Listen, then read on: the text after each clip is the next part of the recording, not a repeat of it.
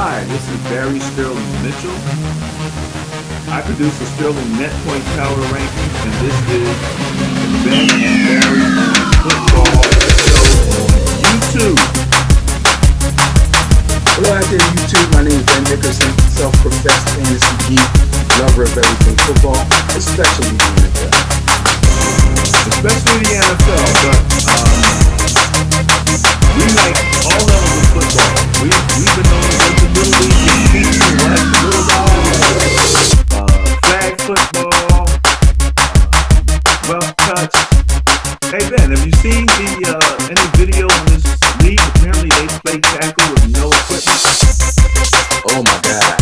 Yeah, I have seen that. Those guys are insane. They're insane. I'm telling you, it's amazing. But you know something? To be quite honest with you, and I'll just mention this real quick before we move on to all the great things that we're going to talk about, especially the NFL draft, is that it was some comment one time about the day when they did play with the Saul Spellman, and now they adjusted the tackling and moved more toward a rugby-style tackle than regular NFL come down to that head that foot that into it like that. It would be interesting to see what the percentage of concussions were back when they had those soft helmets as opposed to the hard helmets. Yeah, well, you'll never find that out because nobody kept track of those kind of things, and the word concussion probably seldom used. Probably bell rung. Yeah, was that an official category, bell ringing? Exactly. That was official. And that was good. Go sit down. Tell me what day it is and how many fingers I got up. It's absolutely amazing. It's absolutely amazing. So we'll run through some things on our social media, but let's get right to the 2019 NFL Draft. First off, you have anything in general you'd like to say relative to the 2019 draft as opposed to maybe any other draft? Well, let me start by saying, since we are coming out of Philadelphia, that I think Philadelphia did a bang-up job when they had the draft here. I really enjoyed watching it. I thought it was really cool. Nashville has a few things over Philly as far as where they based the draft. It was kind of like in downtown. So you had all the restaurants, you had all the clubs. Everything everybody needed to do was really close and right there. They were broadcasting while they were having parties up on the rooftops and all kinds of stuff like that. So that was somewhat entertaining, but you can only go to the rooftop so many times, you know what I mean? Also, I noticed that not everybody had a roof deck. I noticed that. Yeah, not everybody did. And I also noticed that during the draft in Philadelphia, because it was Philadelphia, okay, when Drew Pearson came out, the old-time Cowboy wide receiver, and the crowd started giving it to him, and he tried to give it back to them, that was really, really interesting. And I really enjoyed it. And it was spur of the moment, and it was heartfelt. Did you notice that when they started bringing out guys from the teams whose pick it was, older players, that they were like kind of goading the crowd on, and they were looking for their little fan base wherever they were and trying to hype them up? I think they were trying to copy that back and forth that went on between the Philadelphia fans. I swear to you. You're taking the NFL is a copycat league to a whole nother level, eh? How about that? And it was getting kind of tired. It really was getting kind of tired. Like, some of them old dudes came out and they act like they wasn't quite sure what they were going to say. I don't think Jim Brown could see the writing. Nah, they know doggone well somebody should have went out there with him. Okay. It took him 23 minutes to get there to the stage, to the podium. I love Jim Brown. That's my man. But, yeah, did he have his glasses on? Because he said the 2013 draft. Yeah, and he was looking at was yeah, so he's, but guess what? I'm glad he's still around. Me too. Me too. And I love the guy, but You know, we're both guys who in little league at the very least, and you through high school, not me so much, but I was in high school. We were both all running backs. So oh yeah, we love running backs. yeah, so we love running backs. All I wanted to do. Study them there. They've been our icons, and for a long time. Yeah, yeah. But anyway, I thought it was getting tired after a while, and then let's keep an eye out once we get closer to the season for Reggie Wayne. Did you notice what Reggie Wayne said?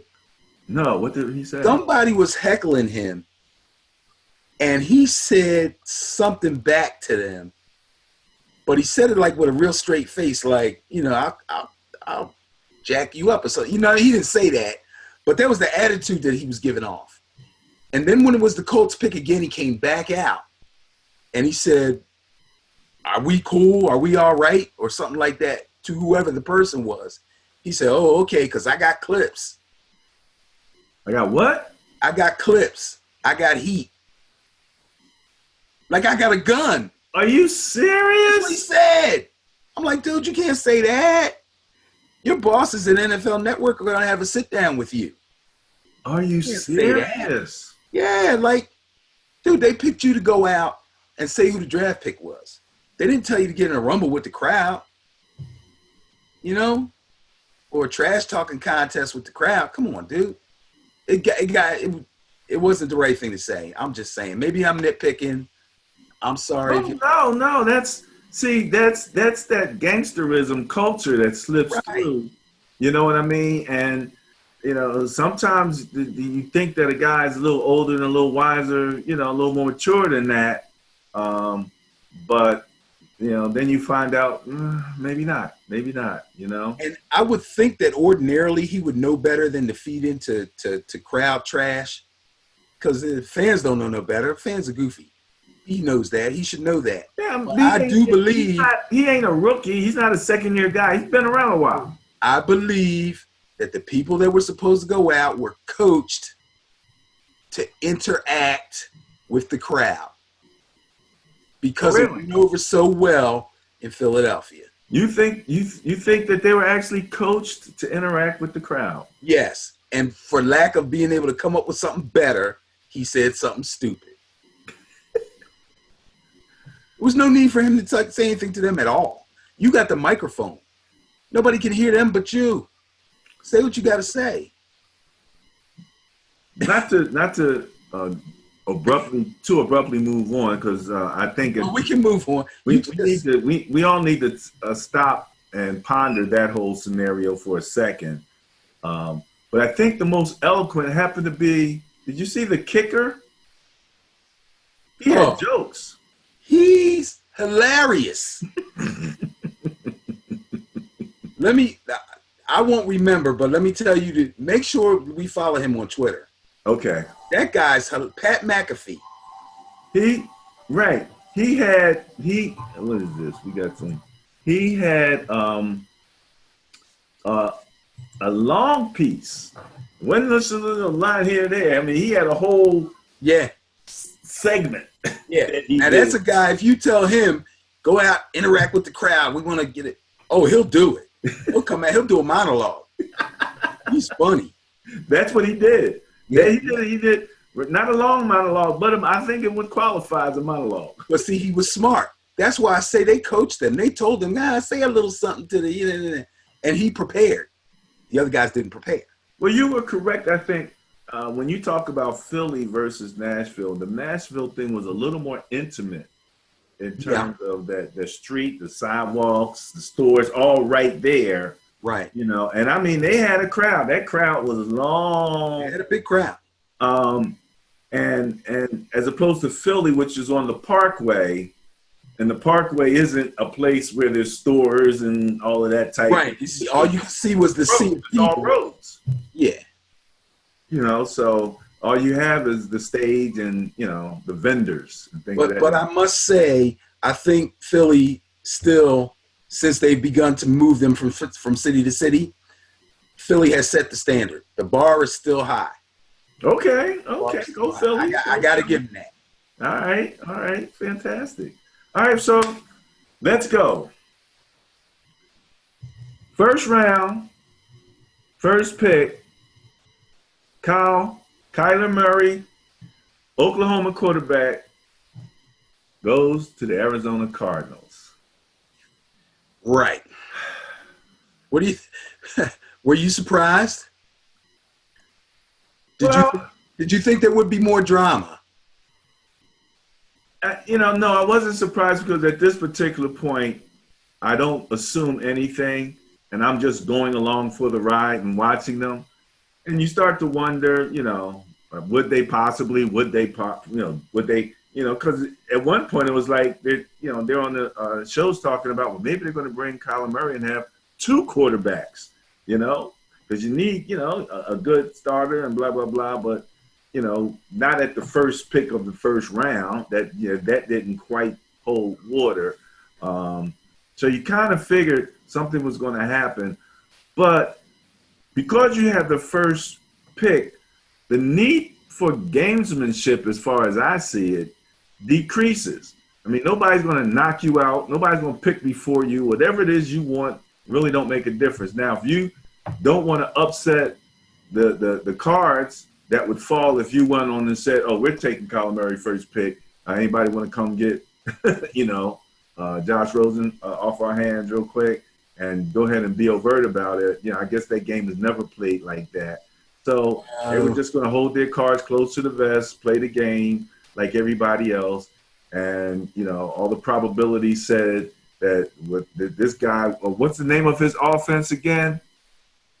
The new coach for the Kingsbury? Yeah. Kingsbury or whatever his name is. I don't know. It has a name. Yes. He actually has a name for this offense. It's an offshoot of the run and shoot. It sounds like it. Yeah. And so Kyler Murray is supposedly optimum for that system. Yeah. So that's what you're going to run. And I don't have a critique, but the question that I ask whenever I see a team in the NFL trying to use their quarterback as a runner is that if you're going to do that, you better have a second string quarterback. If that's your system, that can still run that system. A la the Ravens, who seem to be wanting to go in that direction with Lamar and then having RG3 backing him up. So, right. At least to me, that makes sense if that's what you're going to run. What do you think about the Kyler Murray pick? What I would say is, as far as that gamesmanship thing is concerned, every team that has the very first pick in the draft, just about every year, kind of plays that game of, we might take him, but we might take him, or we might take him, or we might be willing to trade the pick. And I believe what they're doing is they're just trying to drum up business and see what's out there and see what other teams are thinking. Who knows if somebody else really wanted Kyler Murray. Suppose Gruden calls him up and says, listen, we got all these draft picks. We'll give you our first. We got 3 first-round picks. We'll give you 2 of them and a second to move up to the first pick because we want Kyler Murray. If he came at them straight like that, how do we know they wouldn't take it? You're saying if Cliff Kingsbury took that initiative? No, I'm saying if Gruden contacted Kingsbury or their GM, I think his name is Kime, and said, we know you're really feeling strongly about Kyler Murray, but we feel that way too. And we are willing to give you 2 first-round picks and a second for the right to have the first pick overall. Now, I'm sure they didn't get an offer like that, but that's why they do what they do. So they can get those kind of offers or see if something like that is out there. If they come right out and we're taking Kyler Murray, teams are they're going to change their draft strategy. And that's what I meant when I said how would it affect the cards that would follow if you came out and said that. Exactly. The funny thing is, when we'll talk about it when we get to the Raiders, is that same level of gamesmanship what came to the quarterback where people didn't quite know whether to believe Gruden as to whether Carr was really his quarterback or not. So You're absolutely right. He has left him hanging out in the wind. And he does that. He's done that on purpose. Although I doubt that he treated him like the Cardinals treated Rosen. I'm sure he spoke to Carr and said, hey, listen, this is a business, da-da-da. But other than that, I have no problem with the pick, considering the connection that Kingsbury has with Kyler Murray, considering the type of offense that he's going to want to run. He's going to need mobility, not only to run that offense, but also because his offensive line pretty much stinks, okay? He's going to be throwing the ball an awful lot, and that's going to be tricky because if he can't do much better in the passing game than Rosen did, then that kind of takes away from David Johnson, who is a very, very more than viable running back who's not getting used because they can't run block and they can't get any consistency in the way they want to run an offense. So, again, it remains to be seen what Kingsbury does with the offense and the changes that he makes and how he wants to use him.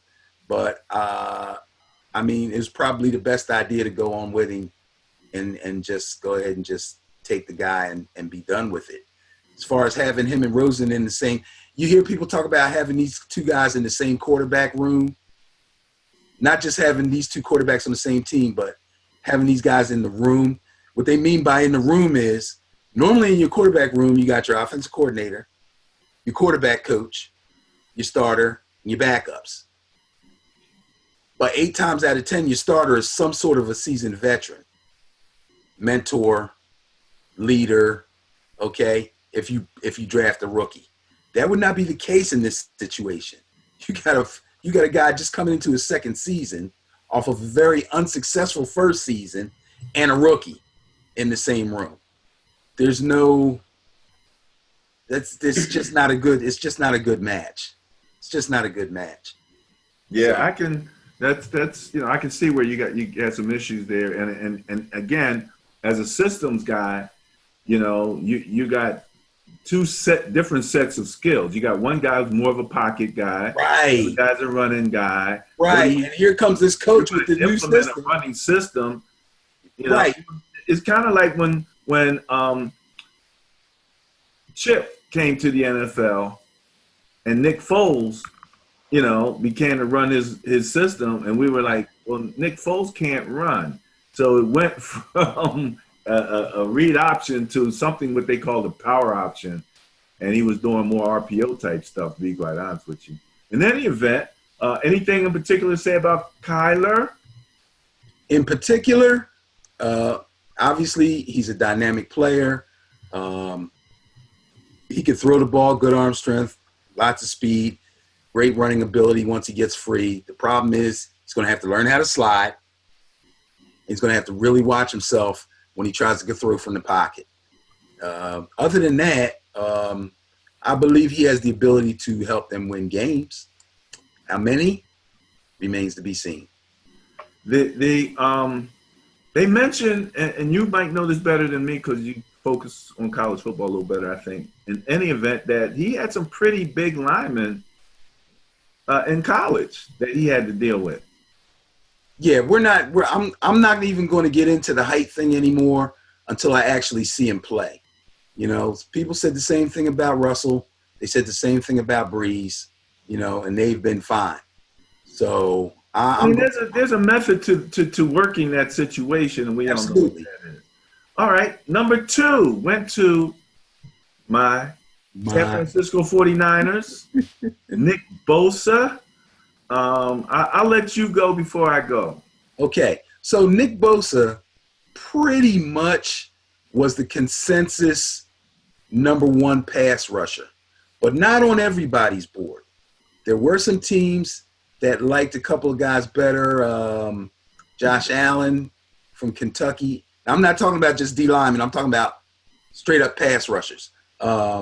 Josh Allen was rated above him by several people. Rashawn Gary, Quinnen, I think, Quinnen Williams, who eventually went to the Jets. So, but he was up there. And I know what the 49ers are trying to do with their defense, and they're really looking for getting after the quarterback. In fact, I think they rated really low at that at one point. I believe they had 37 sacks last season, which was only 22nd in the NFL. So that's not good. So getting after the quarterback is a priority for them, and they took the guy that they thought was going to be the best pass rusher they could possibly get. And we were joking about Solomon Thomas the other day. Remember I told you Steve Smith Sr. said in reference to Josh Rosen, why are you so worried about them getting a quarterback? If they keep you on the team, you're still on the team. You have to play and fight and try to get the starting job. And then he said, what do you think Solomon Thomas thinks if the 49ers get Bosa? Was he just going to quit? He's just going to curl up and die? You know, guy's got to fight for his job. Well, guess what? He's on the trading block. They made it easy for him. That means they really love Bosa. They're going to plug and play him right away. I don't see how he can hurt them. I'm sure he's going to be a fine addition, and their pass rush should really get smoking this year. I'm going to keep the conversation relative to Bosa strictly football, and pretty much agree with what you just said. Now, when you did say that, you know, I say we as a Niner fan, when the Niners sack-wise, low number of sacks, that was also because we gave up a lot of rushing yardage. So they probably weren't throwing the ball as much when they did. You know, your line now in a different situation. So I no doubt our defense did not perform last year. I didn't have a feeling as if the line itself was so deficit. There was some questions. Our linebackers had to get realigned because we lost people. Reuben Foster out all of a sudden. There was a lot of realignment, and then even as far as our secondary, you know, there was some questions there. So no doubt a good rush, especially now that you got both Kyler coming into the division. You got Russell in the division. The only pocket quarterback for the most part is with the Rams. You know, he doesn't do as much running around. So as far as division is concerned, you do have to, you need that speed there, in your front eight. So I didn't really, his effectiveness is still yet to be seen. But, he should, from all things that I've seen, be able to come in and do a good job as an edge rusher and hopefully holding up that against the run. When it's coming his way. So that's where there's some questions, and I'd like to see that. Mm-hmm. On the third pick, we had a guy that I said I would have liked. I would have taken him, but he's not an edge rusher, so that's not the philosophy, and that's Quentin Williams, who went to the Jets. Number 3. I like that guy. This is a guy who ate at least 3 to 4 double-stuffed Oreos before he ran his 40. You got to like a guy like that. Come on now. That's funny. Actually, he's good size. He's not, I wouldn't call him a fat boy. 6'3", 303. He could actually play a little end. He probably could. They have him listed as a tackle. They'll probably use him as a tackle, but he's a good pass rusher from the tackle position. Personally, I think he's the closest thing. Well, yeah, he's the closest thing you're probably going to see to an Aaron Donald. I'm not saying he's Aaron Donald. I'm just saying similar, okay? Hey, you never know. But he plays the run well and is a good pass rusher from the tackle position. So that's a big plus. Yeah. You know what I told you he reminds me of from the basketball world, right? I don't know. Did you tell me that? I don't know if I told you. Big Baby played with Big the Baby. Yes. You did mention Big Baby. Yes. You gotta like a guy like that. Okay. The Raiders kind of freaked everybody a little bit with this pick. I don't think this guy was projected to go 4th overall. Cleveland Farrell, defensive end from Clemson. Yeah, the commentators all seemed really, really perplexed about this pick. This is one of those picks where you feel like, okay, this coach really likes something about this guy to have him pick him over guys that, for the most part, are all rated on everybody's boards ahead of him. Not that he's not a good player at his position. He is. Very flexible, got good speed. They say he gives offensive tackles a lot of problems. He's good off the edge. They do play a 3-4. So he'll probably play pass rush end, but he has the versatility to play outside linebacker too, which is good. That's a plus. So if they feel like he fits the scheme, and they got the guy that they wanted. Would you consider him a Khalil Mack replacement? Nobody's a Khalil Mack replacement. When I see the next Khalil Mack, I'll let you know. Well, I didn't say he was Khalil Mack, but I'm saying he's gonna play where Khalil Mack played, right? Oh, no doubt. He's gonna play that position. So as far as the Raiders are concerned, they replaced Khalil Mack with Cleveland Farrell. They were dead last in sacks last year. Dead last.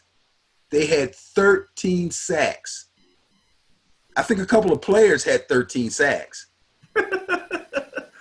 And remember, a shout out to one of our followers on YouTube who asked us what we thought about the Raiders and what they might do in the draft. And again, we said we wouldn't even try to project that. That would be an exercise in failure.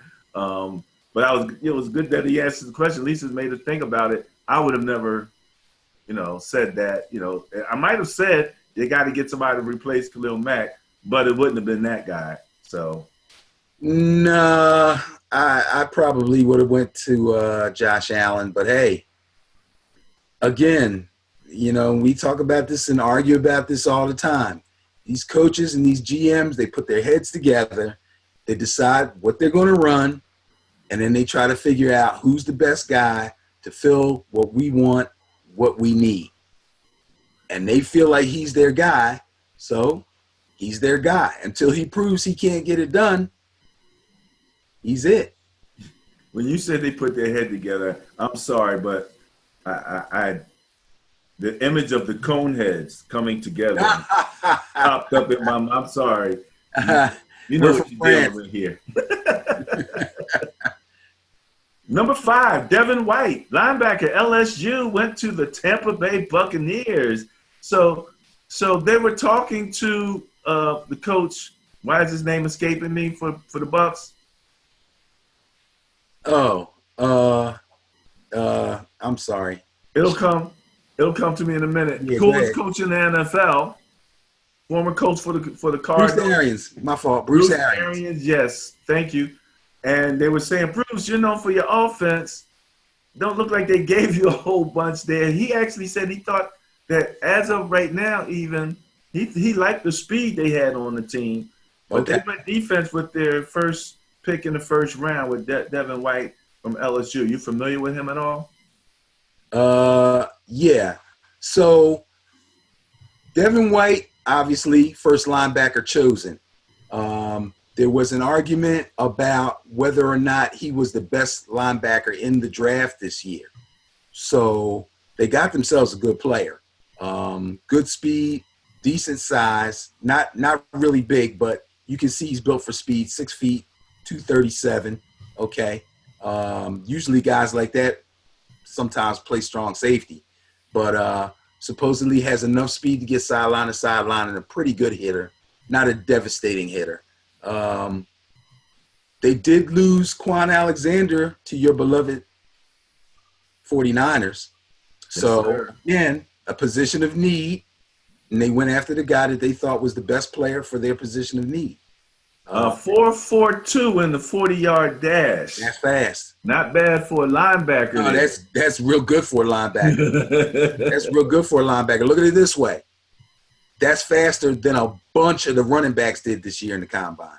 Oh, no doubt. Okay, so if you're trying to run a outside sweep or pitch out or stretch play, and this guy's defending it, your running back may not be able to turn the corner. Well, let's talk about turning a corner at quarterback with the 6th pick of the 2019 NFL Draft. The New York Football Giants, your New York Football Giants took Daniel Jones, quarterback from Duke. Yes, they did. Now, let's remember, Duke is a basketball school. Duke is not a football school.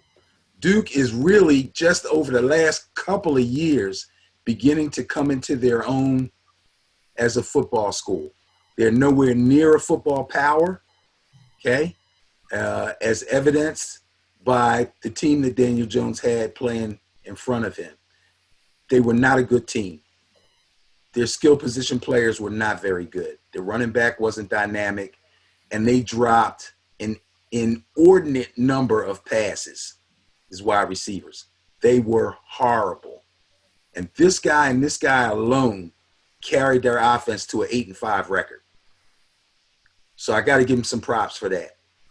He's 6'5", 221, really good size. I think he ran like a 4.8 40. He is athletic. He's not a statue. Okay, a lot of comparisons have been made between him and Eli and Peyton, but they trained together. He went to their passing academy, and he played under the coach who also taught Eli and coached Peyton. That's where the similarities kind of end, really. People are saying he's an Eli clone and all this stuff. No, he's not. He ran a 4.81 40. Yeah. That's good. That's good for a quarterback. For a quarterback, yeah. He had a 30. He's a lanky quarterback, too. So, I've heard all different things about his arm strength. Some people are saying he's got a good arm. Nobody said he had a great arm. Let's start there. Some people are saying he has an average arm. Some people have said he has a below average arm. I watched some tape. He can throw the ball long. He's got a bit of a long windup, but so did Randall Cunningham, so I'm not going to worry about that. He's extremely accurate, knows how to move the ball, knows how to check it down, throws the short and intermediate passes probably better than his long ball. But other than that, he always gets his feet set, stands tall in the pocket, nice drop back. He's a prototypical pocket passer. Fits the Giant system. Pretty much, yes. And again, like I said, when these teams are trying to decide who they want to pick, especially early, and they're going for a position of need, they usually go after the guy that they feel fits their team the best. Now, I still can't figure out as a Giants fan why they didn't like Haskins. I can guess, but I really don't know. But I'm not mad at them for taking this guy. I think he's going to be good. I think he's going to be a good player. From what I understand, and you can please correct me, the knock against Haskins is that he didn't have the 4-year body of work. Okay. But from everything that you just said and everything that I have seen that he did accomplish in his short time, he sounds like maybe a slightly better version of Daniel Jones. Like everything that Daniel Jones does physically, he's like a little bit better. Well, actually, the crazy thing is they said Haskins isn't much of a runner at all. So he's slower than Daniel Jones. Yes. Yeah, I found that runner entertaining. I think he's enough of a runner. If he looks up and there's 10 yards in front of him, he can run. Oh, yeah. Oh, no doubt. Brady does that. As far as I'm concerned in the NFL, if you can do that, you're enough of a runner for me. Dude, Brady's 53 years old, and he can still get you 7 yards. Yeah, So, no big and deal. slide. All right. That'll be interesting. Again, lots of interesting changes in the NFC East. We'll talk a little bit more as we go through here. Number 7, Josh Allen, edge rusher, Kentucky, going to the Jaguars. Okay, so we talked about the Jaguars all the time in that defense and how poorly they played, considering they basically had the same team they had in 2017 that got all the accolades and looked like they were Super Bowl bound. So they just added arguably the best pass rusher. It was him and Bosa. People went back and forth on those two. Personally, I like Josh Allen. I think he's faster. I don't have his 40 time in front of me. But he gets off of blocks well. He's a good tackler. And he plays the run pretty well too, which probably attributes to his running ability and his speed. I think Josh Allen was a 4.63 40. Wow. 4.63 again, faster than a lot of the running backs. 28 reps on the bench press. Broad jump 118 inches. 28 reps on the bench press? Yes. That's freaking lineman good. Lineman. Well, we had that discussion when we were talking about my Niners taking an edge rusher. I was with you. I'd have gone with him. Yeah. To be quite honest with you. I really think he's going to be a little bit better player than Bosa, but that doesn't mean anything because what I'm saying is they're both going to be really good. And you know what's funny about Bosa? Yeah. In my mind, when I think about Bosa, the fear that I have is that he's going to wind up being the guy. Who was the guy that just came out of college when Bo came into the NFL? Bosworth? The Boz? No. I just hope, as long as he's not the Boz, man, somebody come out there and run him over and be like, oh. No. That's not going to happen. Okay. That's not going to happen. I'm so Bosworth was way overhyped. He played on steroids his whole college career. And as soon as they started testing him and he got off of them, he was a cream puff. Yeah. No, that won't happen. That won't happen. Thank you. I appreciate that. But, Josh Allen, I think, is going to be a really good player. As good as the Jacksonville D-line has been, Calais Campbell, who's one of the mainstays there, is getting kind of old. So somebody's going to have to step up in there. All right. Yeah. Number 8, T.J. Hawkinson, tight end from Iowa, went to the Lions. And I've heard that, okay, you have the coach for the Lions with the Patriot background, and right. that he likes the concept of a Gronk. Is this guy anything like a Gronk for the Lions? Well, he's got Gronk size. He's 6'5", 251. I've seen a little bit of tape on him, and I think I watched the Iowa game. He gets to rumbling after he catches the ball. He's tough to tackle. I'll give you that. He's a strong guy. He's not slow. He's a pretty decent pass blocker. 4.7 in the 40. Yeah, see, that's not slow. That's not slow. For a guy that size, actually, that's pretty fast. Naturally instinctive route runner comes to mind, and he has great ball skills, which means he can catch. He can adjust and make tough catches. He can catch over his shoulder. He can catch fades. That's what they talk about when they talk about ball skills for a receiver. I think he's going to be a big plus for them. The only thing I'll say is I'm going to be watching to see if he is even the best tight end on his own team. Because, again, when you argue about positions, and the first position player that gets picked in the first round, you assume he's the number one guy.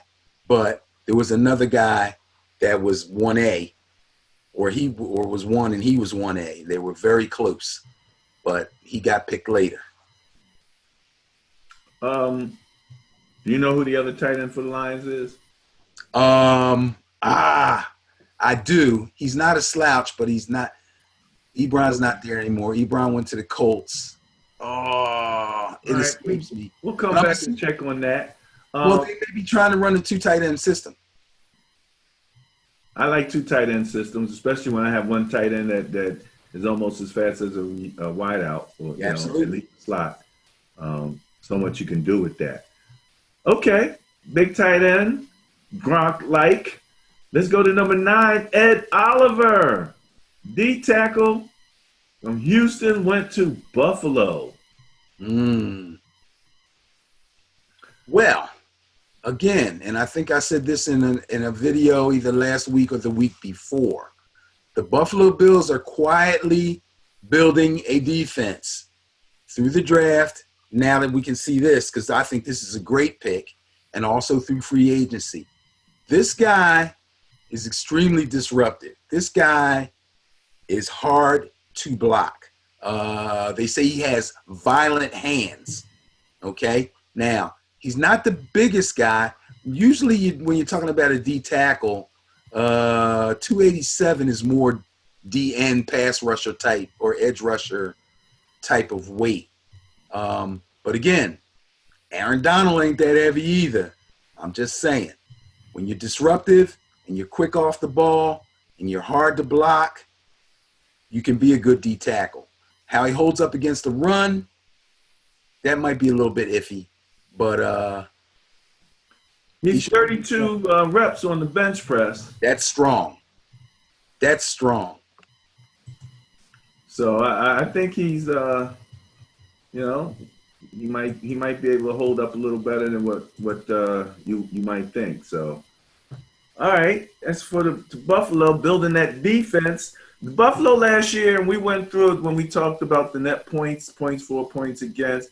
They were very up and down. They had games where they gave up a lot of points, and then they had games where they didn't score much, and games where they scored a lot and didn't give up much. Yeah, it's crazy. So they need, maybe he'll add some stability for that defense, and they can begin to bring that points against numbers down. Number 10, Steelers had a top 10 pick. Devin Bush, linebacker from Michigan. Devin Bush.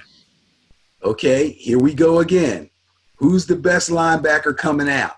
Some people said Devin White from LSU, who went to the Buccaneers. I say Devin Bush. Okay?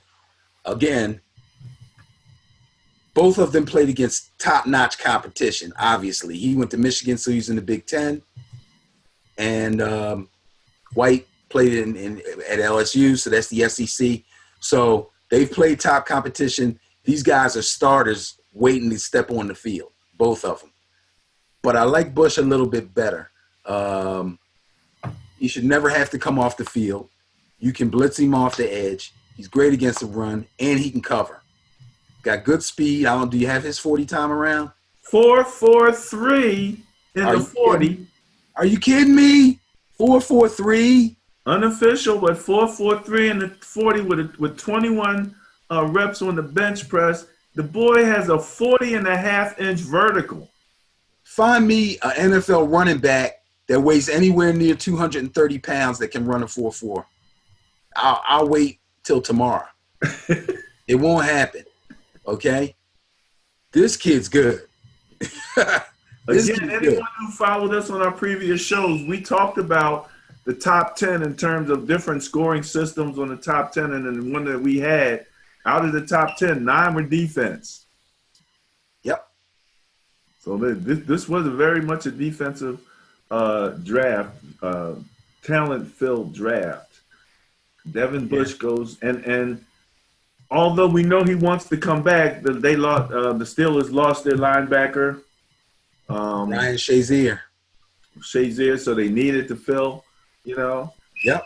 So again, that's big. Best player available. Devin Bush, Yeah, they took the big best shoe. player available to fit a obvious need, or a need that they felt they could take care of right away, instead of having to develop somebody. And I think they got their man.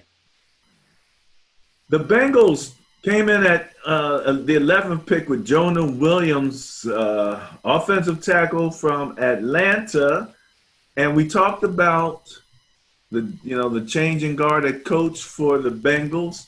You even mentioned that you thought the previous administration didn't do enough to and the talent pool seems really as far as personnel and things of that nature and building that team.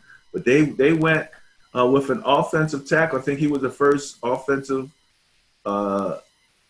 lineman to go in the draft from Alabama, Jonah Williams. Yeah, Jonah Williams. Okay, to go this high, and obviously they need linemen, but to go this high tells you that he's good. What also tells you that he's good is he's from Alabama, okay? Consistent, strong running game all the time. If he started for Alabama, again, there's another guy who can probably plug right in to the starting lineup and will play right away. Very good against the run, pretty good against the pass. The knock on him, and I've heard this about a couple other guys, is he's got short arms. You want your D tackles to have long arms, and he's not super big either for a tackle. He's more size of a guard, 6'5", 302. Most D tackles are up around 320, 330, somewhere in that area. But anyway, if nothing else, you're going to know that he's well coached, and he should have no problem learning their system and getting right in there and playing. So. And we saw the last year, and I think maybe the draft before that, where all of a sudden offensive linemen were being taken very high in the draft. And I don't know how long of a history it has where offensive linemen were coming in, in the top 10 or close to the top 10 in terms of being drafted as part of the draft. But it does seem that they've been very highly valued in the last couple years. Do you know if he's a left tackle? I'll tell you real fast. Yeah, Looks like it's going to be a right tackle. Okay. All right. Like Which might fit based on everything that you said, then, it might fit for him to be better at right than at left. Yeah, I think they're probably – you got to be super to come right in and start right away at left tackle. Right. That doesn't usually happen. And I think they might be set at left tackle anyway. Okay. So But that might be a strong tackle combination for the Bengals then if they're really set there. Right. They didn't feel a need to replace that left tackle, Right. bring somebody in. He might be able to grow into that depending on, how well he matures and overcomes, like you said, short arms or whatever weaknesses that he might have. But some guys really fit the right tackle. Yeah. All right. Defensive end, Rashawn Gary from Michigan went to Green Bay. If I'm not mistaken, Rashawn Gary is the guy. He wears glasses and he has the braids. Yeah, I think so. And he had the story about him and his mom. His mom is his biggest cheerleader. And when he was in high school, they actually had, the announcers up in the booth for his high school games. Mm-hmm. One of the announcers was not there and his mom filled in for him. Oh, no. She was such the typical mom. She's screaming, "Get him, Rashawn! Get him!" From the booth. Rashawn said it was bad because when somebody else would do something, they'd be like, John Jones, Yeah, right. He would do something, they'd be like, Rashawn! Oh, My son. come on, Mom. Hey, they let her in there. But Rashawn Gary, you gotta like that guy, man. I think he looks promising. He does look promising, and his name was being bandied about as one of the top pass rushers also. 6'4", 277 with 34 and an 1/8 inch Good size. Very a 4.58 40. Bench press 26 reps. That's great. 38-inch vertical.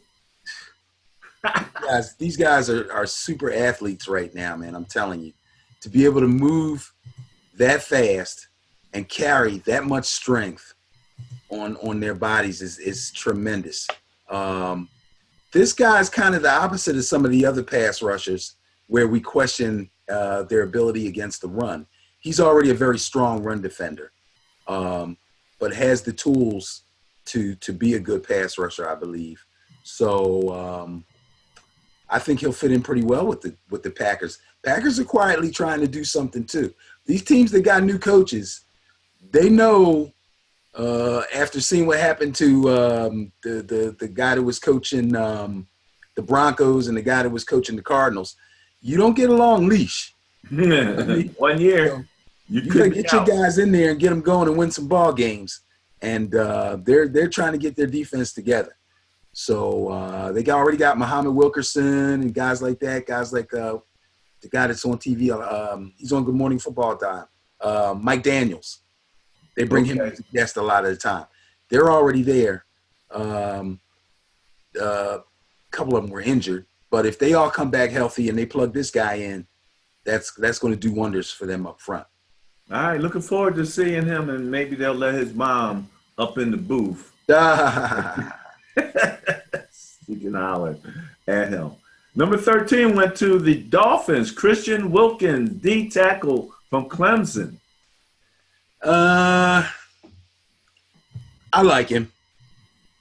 Good player. Comes from a championship college team. No doubt that he's going to be good and be effective. He's a good run defender, which is what you have to be when you play D tackle. I don't know about his pass rushing ability, but I mean, who are we talking about here? The Dolphins. Ugh. The Dolphins. Yeah, they're in trouble. I don't know how much he's going to be able to help them, but I think he'll come in and probably start right away. They obviously need. Oh, okay. I just see something here. They were ranked 31st against the rush last year. So they're not worried whether you can get to the quarterback or not. They need a run stuffer. They got their guy. 28 reps on the bench press. Hopefully he is their guy. All right. The Falcons. Christopher Lindstrom. Guard from Boston College. Interesting. We're into the lineman here. A guard going this high? Ooh, I don't know. I didn't get a chance to see Boston College play a lot.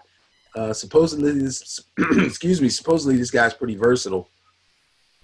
And a lot of times you'll see offensive linemen sometime during their high school / college careers, they'll play guard and tackle, and a couple of them can even center. So they'll move around some. I think he's going to be that kind of guy where they can kind of plug him in where they need him.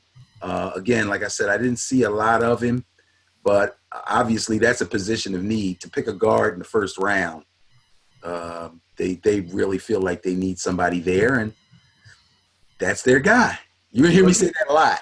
He's coming out as a senior, so he's mature. He's 6'4", right. 308, 34 and a quarter and an eighth inch arms, ran a 4.91 40 with 25 reps on the bench. So he's a little bit athletic.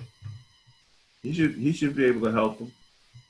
Yeah, Matt Ryan got sacked quite a bit last year, so they're going to squeeze a couple more good years out of him. They're going to have to protect him. I can see them making that move. Okay. Number 15, Dwayne Haskins, quarterback, Ohio State. In your division, kind of like what happened with me in my division. Don't remind me. Just like we talked about Daniel Jones, this guy is a prototypical pocket passer, good size, good arm strength, 6'3", 231. Only actually started one whole season. I think he did start some games or at least get playing time in some games the year previous. But last year he came in, started, and played every game and was actually pretty outstanding. He threw 50 touchdown passes against only 8 interceptions. That's extremely good.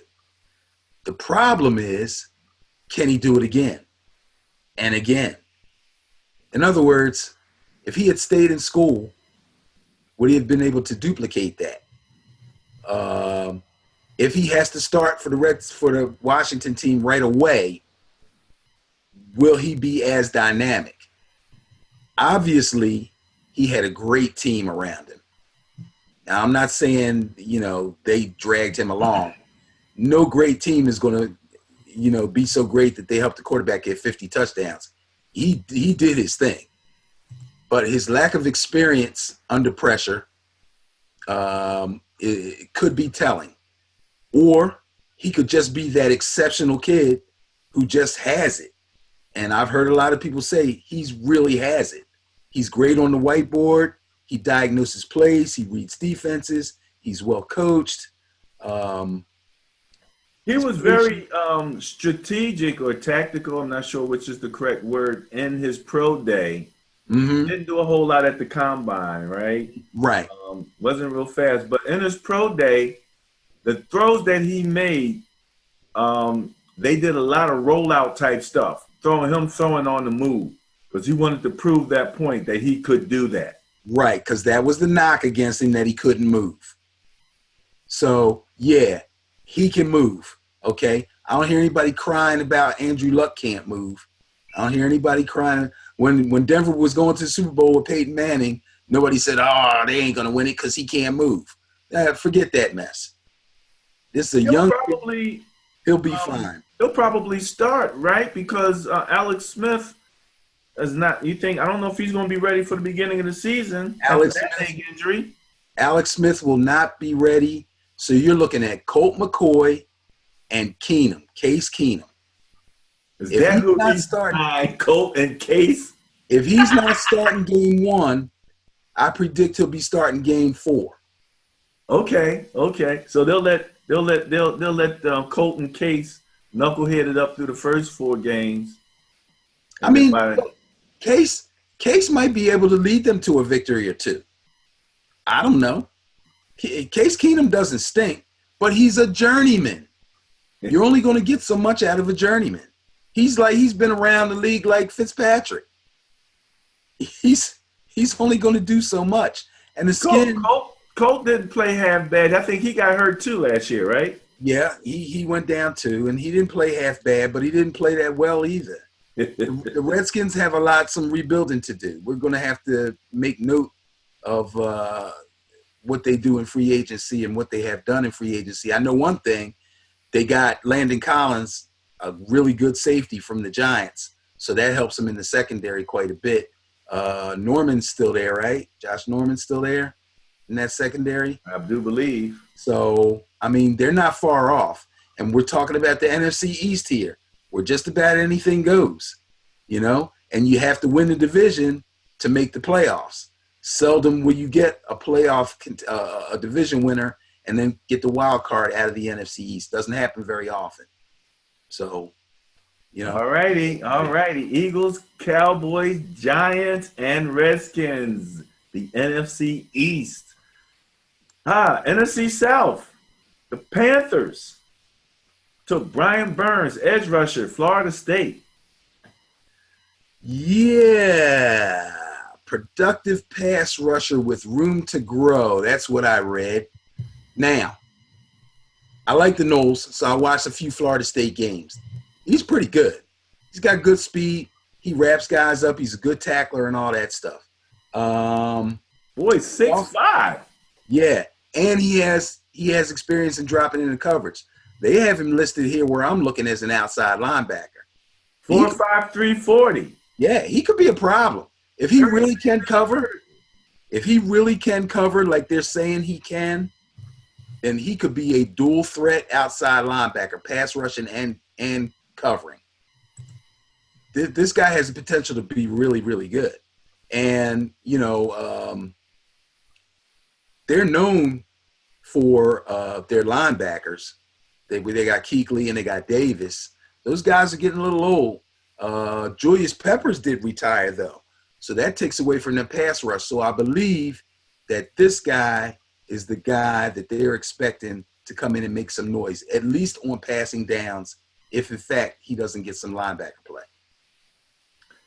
That was number 16. Number 17, Beck. to your New York Football Giants with Dexter Lawrence, the tackle from Clemson. Right. Now, I love this pick. Again, Clemson, national champs, big-time starter, great size, 6'5", 342, plays the interior, is pretty quick on his feet considering his size, doesn't give ground, so he's not going to get blown off the ball, and he's a pretty good pass rusher or pocket collapser, let's call it that. That's a good term. I like that one. Right. And if you can't get an interior lineman that gets you a lot of sacks, he got to at least be able to blow up the pocket for you a few times. So I think this is a great pick. Again, position of need because they traded off Snacks Harrison. So this guy should be able to plug right in. I like him. I think he'll do well. Speaking of linemen, we're looking at the 18th pick going to a center from North Carolina State, Garrett Bradbury. They needed a center like that, eh? I was just about to say that. They must have really needed a center.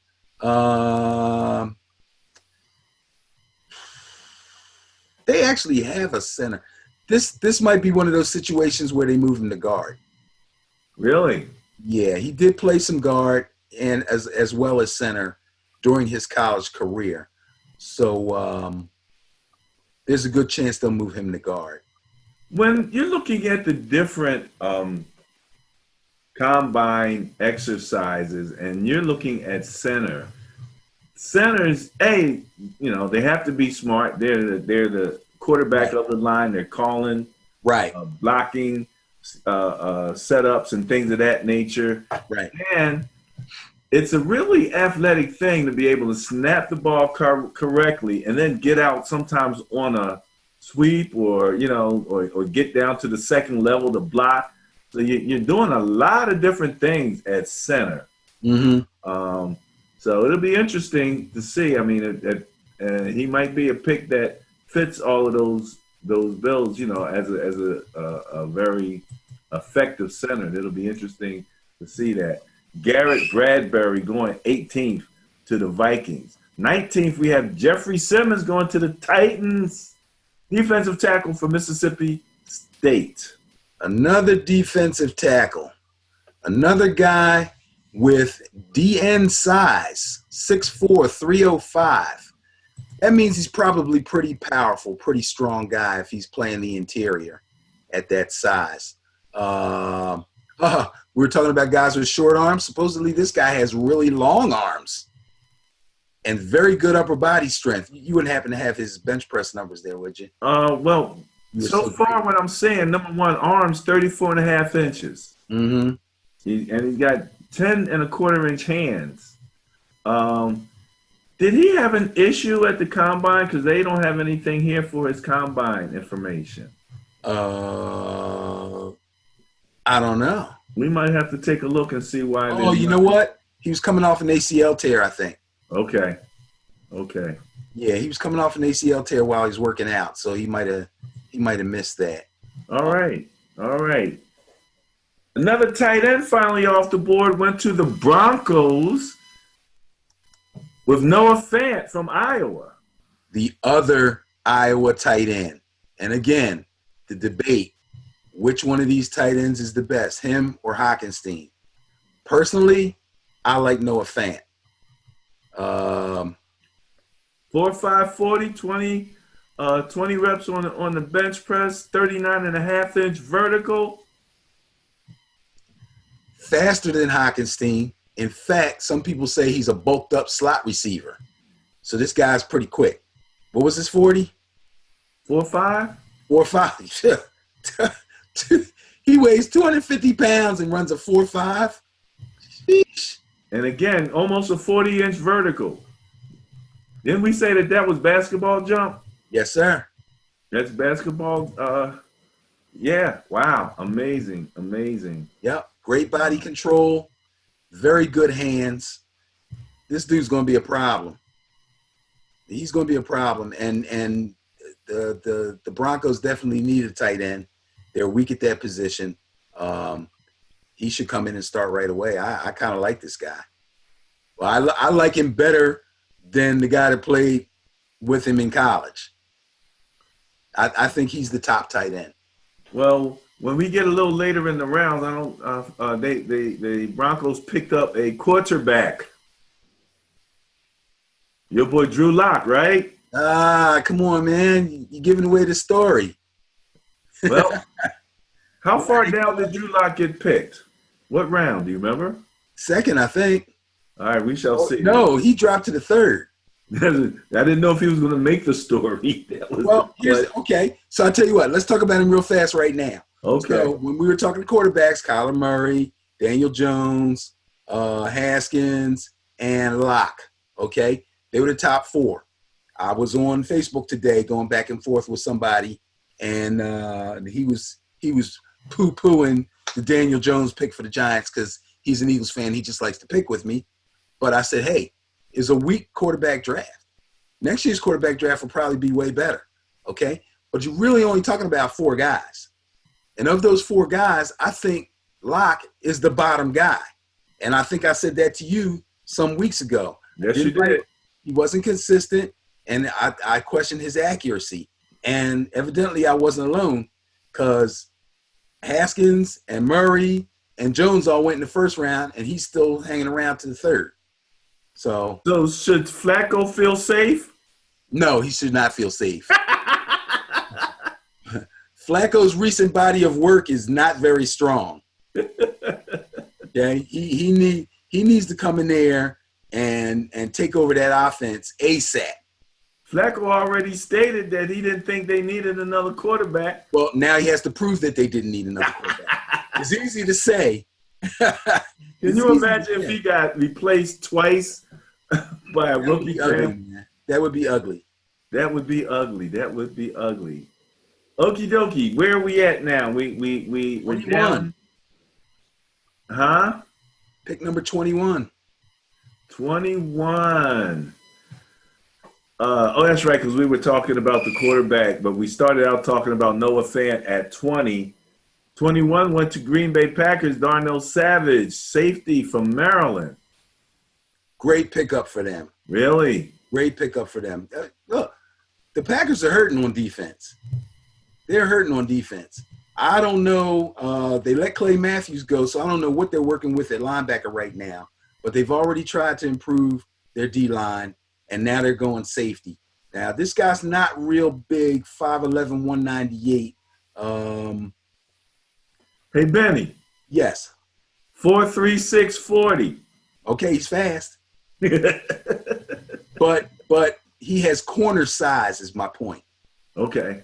So now, a lot of times these guys, they'll play safety in college and then they get drafted and they end up playing cornerback. So that could still happen. He's not afraid to play the run.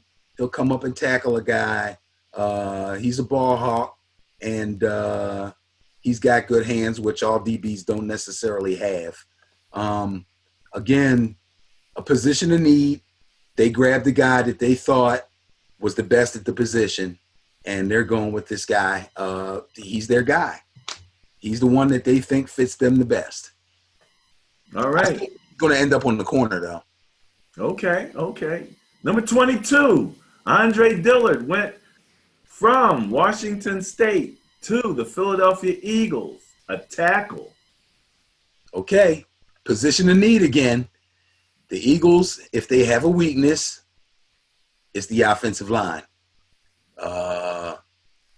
Peters is getting old. I don't even know if he can make it through an entire season anymore. The guys they have backing him up, Big V and all them dudes, prove that they can't do it. They got a chance. They survived through the Super Bowl season, but then when they got a second chance and people got a good look at them, they were subpar. So, again, position of need. They've obviously scattered this guy and feel like he's the best offensive lineman available for them where they're picking, and they just went and got him. He's got good size, 6'5", 315. Supposedly he's a pretty good athlete. He's a good pass rusher, a good pass blocker. Again, he's got short arms. Other than that, he should fit in pretty well for him. More than likely right tackle then with the short arms, right? Yeah, more than likely. But guess what? Number 23, we got another tackle. Titus Howard. Alabama State went to the Houston Texans. Okay. If I remember correctly, this is the second offensive lineman the Texans took in the first round. Okay, let's see here. Let's do a quick review. I don't see the Texans up to this point. I could have swore.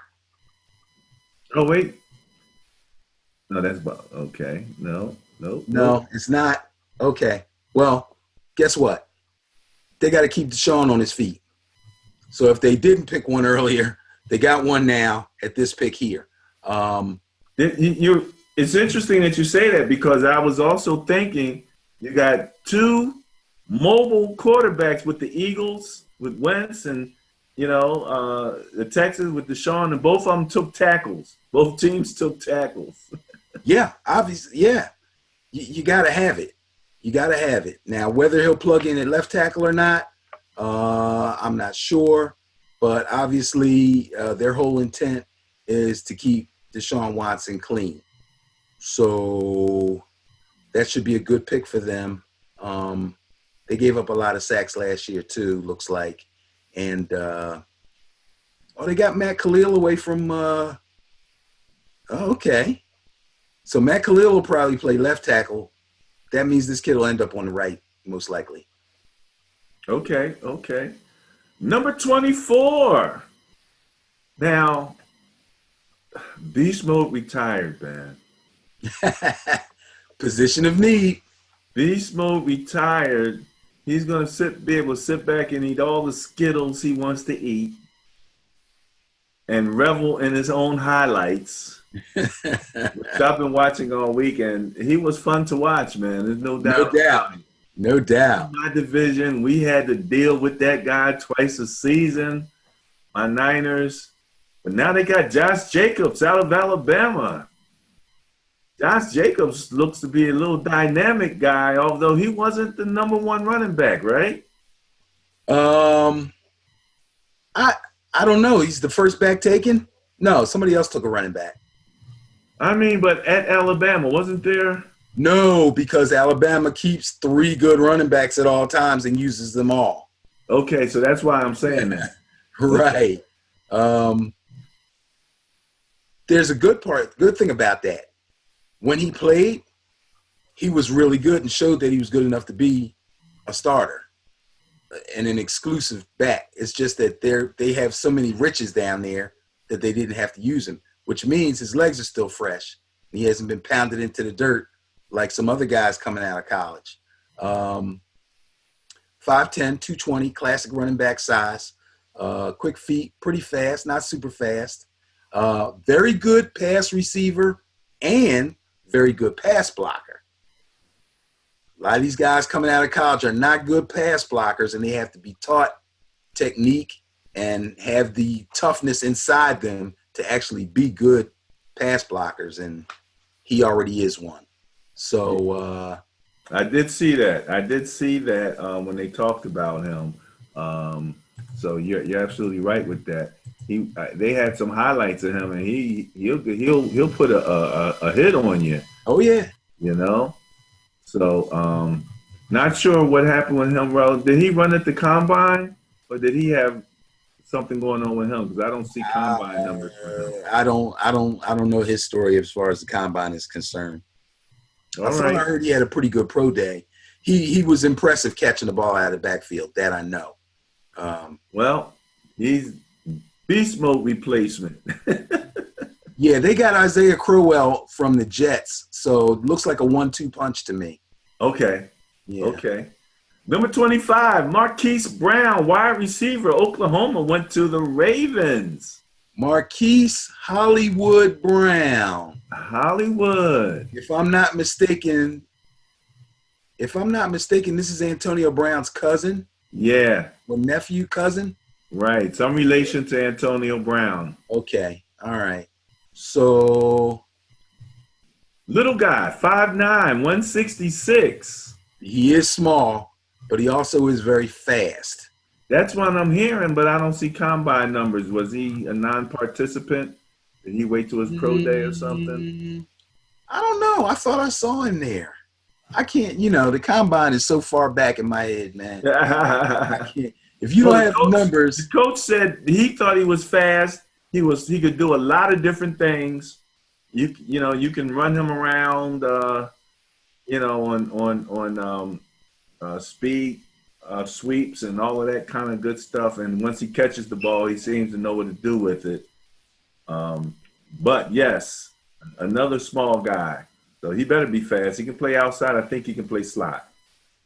Yeah, a lot of times these so-called experts claim to say that guys that aren't that tall are not as great a deep ball threat as you would like from a guy that's maybe 6 feet or 6'2" or something like that with speed. But when you got dynamic speed like this guy where you can just run past people, you can be a deep threat, okay? And I don't think he's afraid to go over the middle.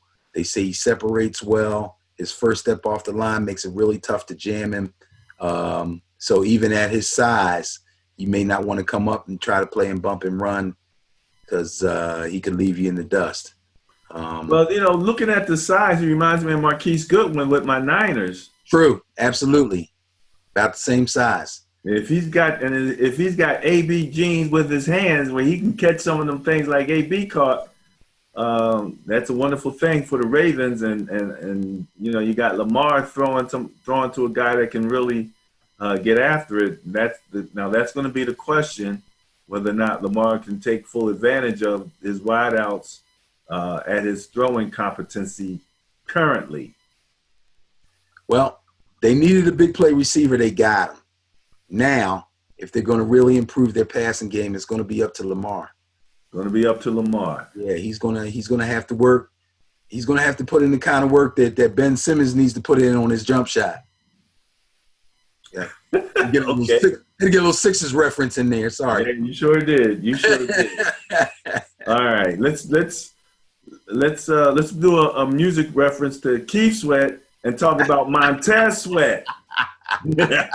Edge rusher, Mississippi, back in your division with the Redskins.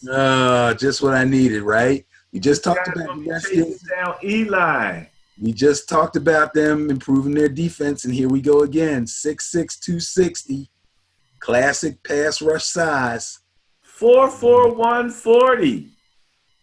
Super fast. Yo, these DNs are tremendously fast. This guy is 6'6", running a 4'4", 1. See, this is why left tackles get paid so much money. Okay. Because they got to keep these speed demons off of their quarterbacks. There's nobody bull rushes anymore. They're trying to blow by you. Look, Von Miller made a lot of money doing it. Also, and he looked as impressive as these numbers are. He looked that impressive in the combine. Yeah. Good length, strong, fast. Whew. I don't know how he is against the run. That's always the question with the guys that are a little bit lighter. But other than that, if they need sacks, they got their guy. He fell. He could also look like he could drop back with that level of speed. I don't know if he can cover, but he should be able to do some covering. He's short cover. Yeah, I don't know if they have him as like a slash outside linebacker type of dude. Looks to me like he's pretty much a serious pass rusher. So I can't remember if they play a 3-4 or not. Usually teams that play a 3-4 defense like the combo linebacker, the guy that can put his hand in the ground or he can play standing up. So that's where that goes. The sad thing for Montez Sweat is that doctors said that they detected a heart problem, and while they were figuring out that he actually didn't, he dropped in the draft. He probably should have gone sooner, although number 26 is nothing to sneeze at, but they might have cost him a little bit of money. I'm sure he'll be fine, and I'm sure he'll have a good career. All right.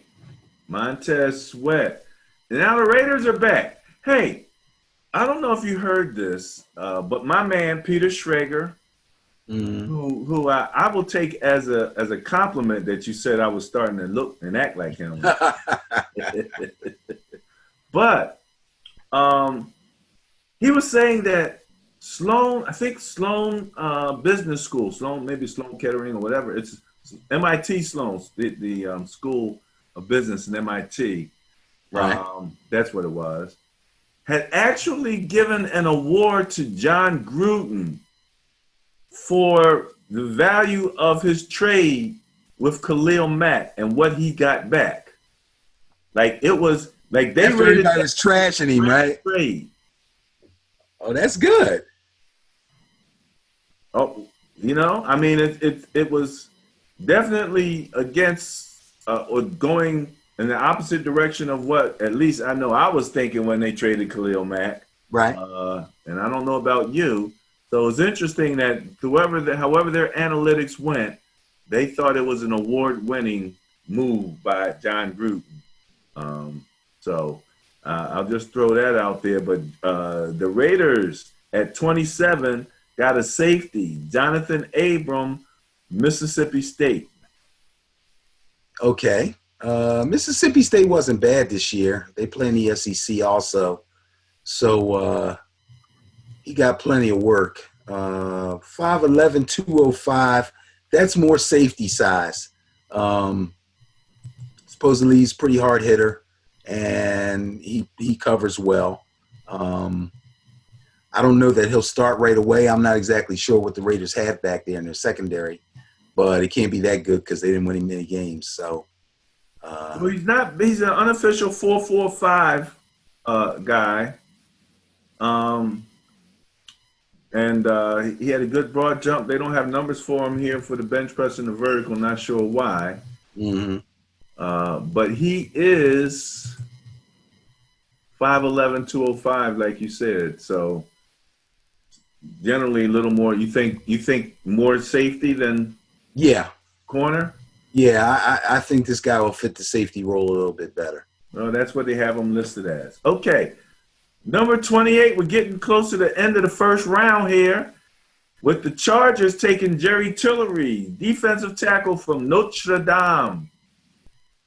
Okay. Well, Notre Dame players are usually pretty good, pretty well coached. I don't know if there's not a couple D tackles that maybe were a little bit better than him. I saw him on NFL Network doing a little live interview, and he's a pretty slim 295. Maybe the guy's just put together pretty well. He didn't look like he had a great body. He just kind of looked like a tall, big guy. He looked like a power forward. He's 6'7", 295. So he didn't necessarily look like a football player to me is what I'm saying. Ran a 4.93 40, 23 rep bench press, vertical 32 inches. Yeah, I don't know. This guy doesn't thrill me, and I don't see anything or hear anything that makes me think he's going to be outstanding. Obviously, for them, again, position of need. This is their guy. They like what they saw on tape. Evidently, they feel like he'll fit their scheme. I don't see that he's going to be outstanding in any particular thing, though. Okay. The Seahawks, with the 29th pick, took L.J. Collier, defensive end, Texas Christian. Interesting. A 6'2" defensive end. That's A little short for a defensive end, right? Yeah, it is, which makes me think that he's not a pass rush specialist. Let me 4.91 40, bench press 25, good vertical at 30. He's a smallish D end and might actually be better. No, he's not going to be better inside. You know what?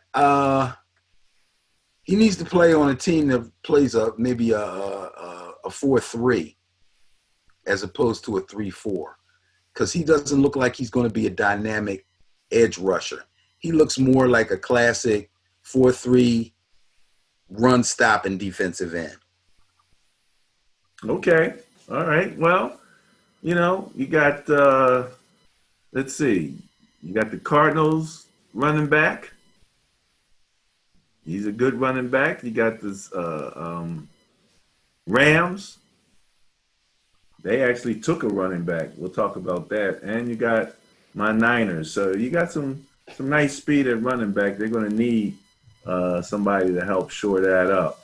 At 30, DeAndre Baker, cornerback, Georgia, goes to the New York. You guys had about 3 picks in the first round, right? Yes, this is our 3rd pick in the first round. Went cornerback. As a fan, I love it. We've already seen 2 safeties go. We've seen a whole bunch of linebackers go, and of course, all the D linemen.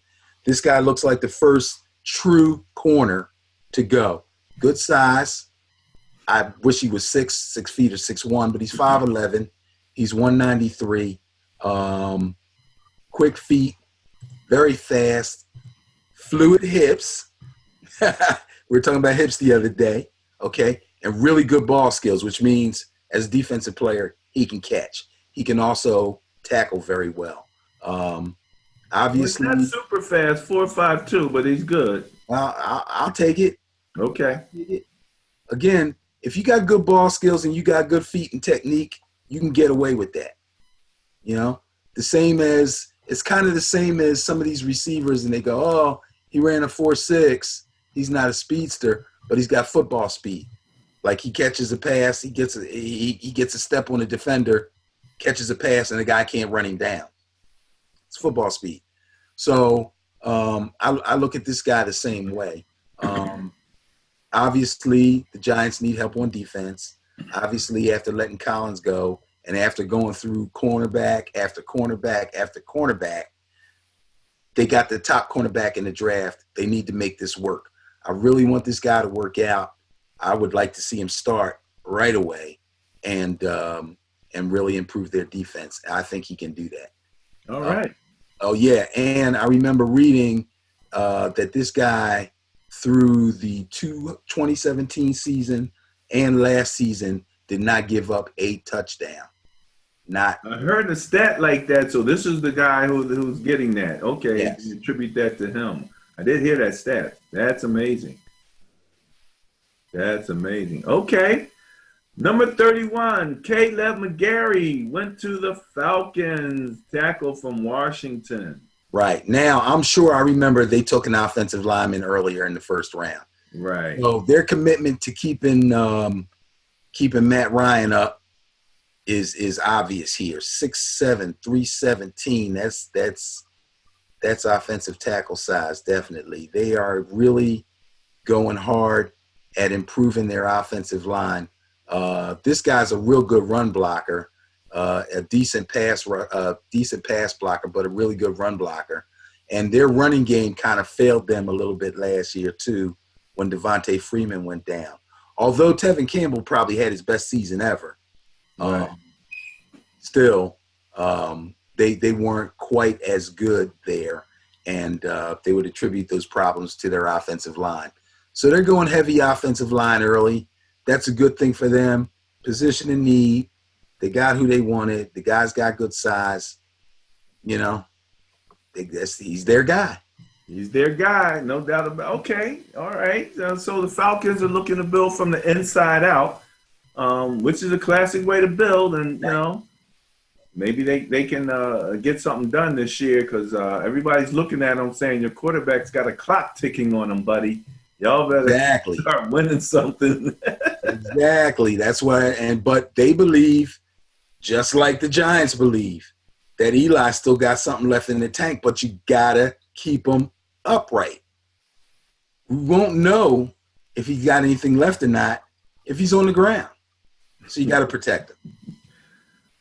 All right. The final, number 32, the final pick of the first round of the 2019 NFL Draft went to wide receiver from Arizona State, N'Keal Harry. And it was taken by the Patriots. People are like complaining that the Patriots did too well. They truly are. I'm hearing people going, how the Patriots have a good draft. That's not supposed to happen. This young man, the wide receiver, got a little height, 6'2", 228, ran a 4.5, 340. Got a nice vertical, 38.5 inch, 27 reps on the bench press. I don't think they did too bad. No, they didn't do bad at all. This guy's got good size, good speed, good hands, good ball skills, vertical threat. Yeah. I mean, they got by with a guy like Cordero Patterson and barely half a season with Josh Gordon and sometimey Chris Hogan. Okay. This guy could actually be there and be there for a while. This kid's good. Yeah, I saw some tape on him. You're absolutely right. And I think that's going to be an interesting pick to pursue. All right, we're getting ready to come up on round 2. All right, Benny, round 2, 2019 NFL Draft. We kicked off the first pick of the second round with a cornerback out of Washington going to the Cardinals, Mr. Byron Murphy. What do you got on Byron? Yeah, Mr. Byron Murphy. Okay, first of all, he played for Washington, University of Washington, which had a very good defense last year overall. This guy is being highly touted as a ball hawk and a guy that's a very sure tackler. Whether he'll play corner or safety remains to be seen, but I'm pretty sure he'll slide in as a corner. And Patrick Peterson's still over on the other side, so looks like they're looking for somebody to start the opposite side of him. On the opposite side of Patrick Peterson, man, that's got to be I don't know. I would, if I was on the other side of Patrick Peterson, it'd be a point of pride, I guess. Yeah, well, you get a lot of action. Get to prove yourself. Well, you are going to get that. You know, if I got to throw to one side or the other, it's coming to you, Byron. No doubt about it. Number 2, round 2, out of Temple, homeboy cornerback, going to the Colts, Rock Ya-Sin. Okay. Did I say that correctly? Rock Ya-Sin, yes. And he played for Temple. And he was a very good player for Temple. Nothing special about his size. I guess he's the pretty much the average size you want in a corner, 6 feet tall, 192. Decent speed, tracks the ball well. A willing tackler. That doesn't necessarily mean he's a really good tackler, but he's a willing tackler. I've seen some corners that aren't, so I'll take that. I missed where he's going. Oh, he's going to the Colts. Once again, another team that is slowly and quietly stacking players on their defense so that they can make some kind of run at becoming a good team again. And that's going to be the Colts. They're recovering from this Andrew Luck fiasco really well. And they're going to be tough. I already predicted that they would win their division. So hopefully Ya-Sin, being somewhat of a local guy, having played at Temple, we hope he does well, and we wish him well. Excellent. Rock Ya-Sin. All right, so Nick Foles is in Jacksonville with the Jaguars. They decided to go get a tackle from Florida, Mr. Jawan Taylor. Got to keep Nick Foles upright, man. Yes, and that's a pretty good move on their part. That's a Tom Coughlin move right there. I paid all this money for this quarterback, Super Bowl MVP. I got to keep him upright. So he gets a 6'5", 312-pound tackle. Smart move. This guy's good. He's arguably the best tackle out there. the best, specifically left tackle, I believe, that was out there. I know some offensive linemen went before him, but in my book, from what I saw, because I saw Florida a lot, this guy's pretty good. Real good run blocker, decent pass rusher. I keep saying pass rusher, a decent pass protector. Okay. That's what I meant to say. He'll fit in well for them. Again, some of these guys, I've been kind of brash in making these predictions about guys that should start right away. I'm sure I'll hit on a few of them just because the teams need that position filled so badly.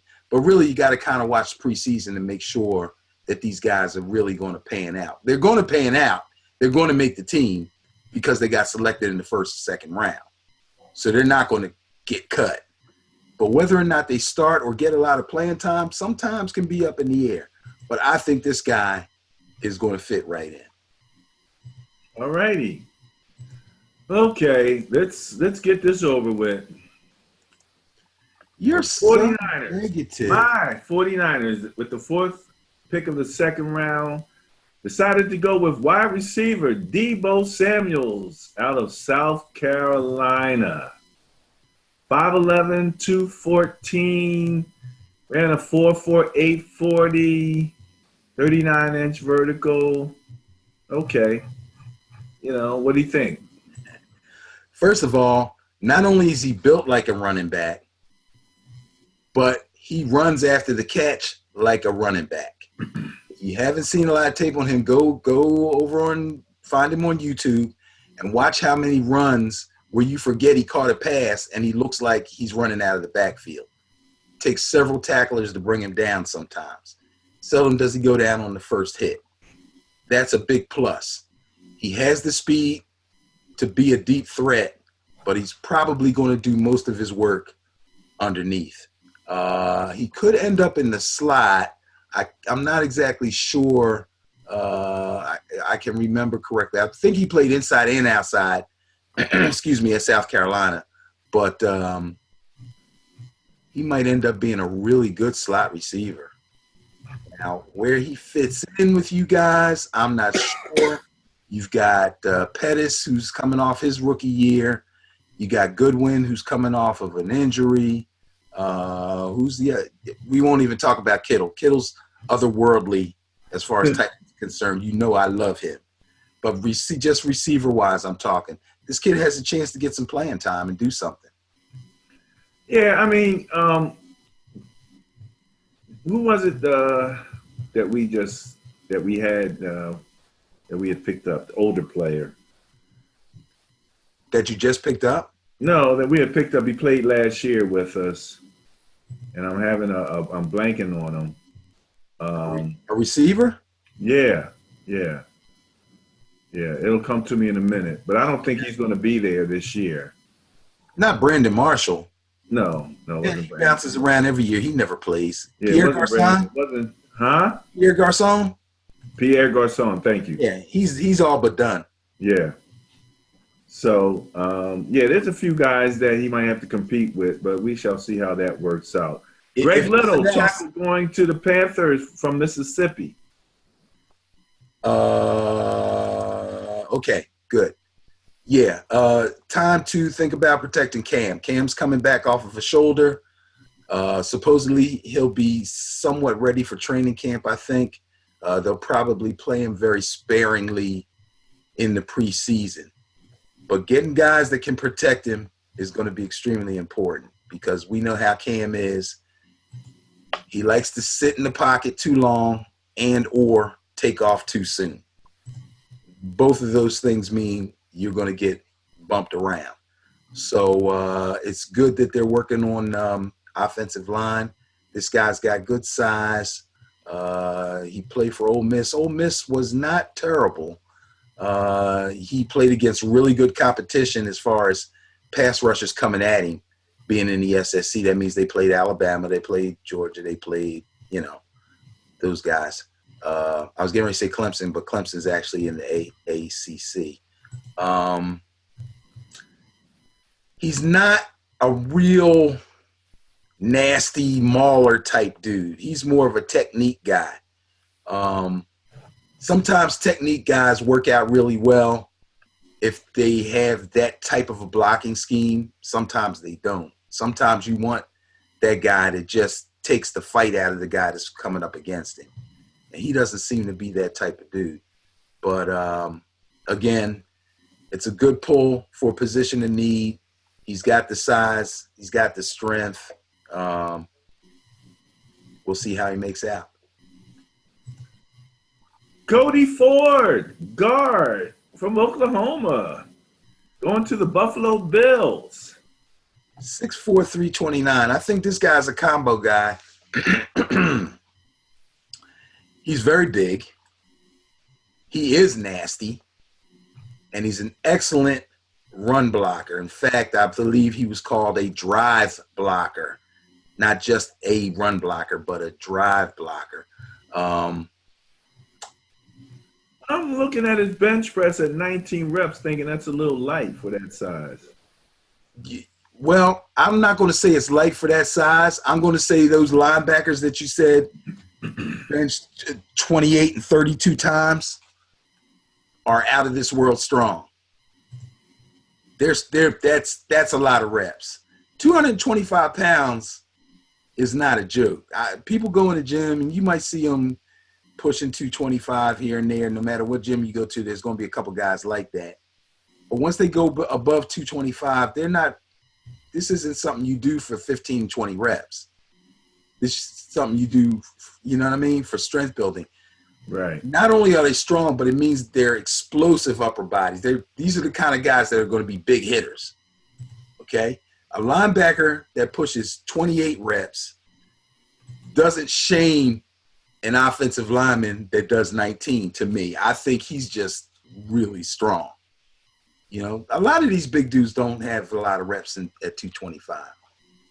But that being said, going to Buffalo, good run blocker, kind of slow moving laterally. So I don't know how good a pass blocker he's going to be. But I'm surprised the Bills didn't take a running back, to tell you the truth. Wasn't Shady in some trade talks? Or am I just hearing rumors? Nah, yeah, I think his name's been kicked around, yeah. Okay. All right, moving forward. The Buccaneers picked up a cornerback, Sean Bunting, Central Michigan. Again, coach there being known for offense, but picking up defensive players, Bruce Arians left and right. Yeah, you know what? Bruce Arians comes off to me as the kind of guy that feels like, yeah, I know what I'm doing. You know what I mean? He's one of them guys. Well, No, I'm not saying – I'm sorry. I'm not saying it right. He's the type of guy that doesn't mind letting you know that he knows what he's doing. Okay. They all believe they know what they're doing. They all believe they're good at their jobs. He likes to tell you, you know. He believes that he's got that offense all figured out, that he's going to snap his fingers and Jameis Winston is going to become the star that he was supposed to be from jump. He's supposedly a quarterback whisperer, and he's known Jameis since he was like in high school or something, and he's got the magic wand that he's going to wave over him and fix that offense just like that. So stacking his D is smart. That's a good thing. Well, when I heard him talk about Jameson, he talked about the things that Jameson needed to do better. And the one thing that I picked up on was the decision making. Right. And the consistency was the other thing that he mentioned. Mm-hmm. So he knows what Jameson needs to do. You know, we'll give him that much. So that's the cornerback, Sean Bunting, going to the Bucks. Trayvon Mullen, cornerback from Clemson, Raiders again. Maybe that award he got for making such a great trade with Khalil Mack. When you start to look at some of these picks that he got, this is in the second round, early in the second round. This is going to determine whether or not he was the genius that they gave him the award to saying he was. Yeah, they're going to have to see how many of these guys pan out. I mean, analytically, the picks that he got were great moves, but it all depends on what you do with them. You know, it all depends on what you do with them. You know, nobody's ever going to top the Herschel Walker trade. You know? The Cowboys used the heck out of them picks. Every single one of them picks, except maybe possibly one, translated into like a Pro Bowl player. That's outstanding. So, you know, I'm sure Gruden's got his fingers crossed, thinking he's going to come close to that. All right, cornerback out of Clemson, Trayvon Mullen. Moving to the 9th pick, the Broncos picked up a tackle from Kansas State, Dalton Risner. Again, offensive line. With Flacco, you better have a good offensive line. Yeah, absolutely. Kansas State, if I remember correctly, puts out some pretty good offensive linemen. And obviously, with all the talent being on the defensive side early on in this draft, it makes sense that guys are coming around the second time and the third time and picking offensive linemen. You can never – that's a position you definitely want to have good depth at. You got to have good depth at. If your star left tackle goes down and you don't have somebody that can step in there and at least adequately take over for him, you're in trouble. And then if you lose the left tackle, I don't know if he's going to play left side or right side. All right. I was using left tackle as an example. Okay. If one of your starting linemen, especially a tackle, goes down, and you got to replace him with a half-ass guy, that upsets your entire line. That's why what you'll see sometimes, they'll take a veteran guard, bump him out to tackle, and put the guy with a little experience inside at guard where he can get help from the center and the tackle, and you know what I mean, in pass. Okay. So that being said, he looks like he has all the skills. He has the size. Kansas State puts out some good linemen. We'll wish him well, and we'll see what happens. All right, that's number 9, Dalton Risner, going to the Broncos. And I wonder if later years they'll talk about how he was picked 9th, and Drew Lock, quarterback from Missouri, went to the Broncos, picked 10th. So that you got consecutive picks going to the Broncos there. These guys might be interlocked over some level of a career. But Drew Lock, interlock. How you like that one? Yeah. Drew Lock, who you when we talked about your Giants and who you preferred, you definitely were not looking for Drew Lock. You had some definite questions or criticisms about him. Right. Although when people talk about him, it's usually that he's the perfect guy, the perfect size, good athleticism, throws a nice crisp pass, and he's accurate. I beg to differ on the accuracy part. This guy threw a lot of interceptions.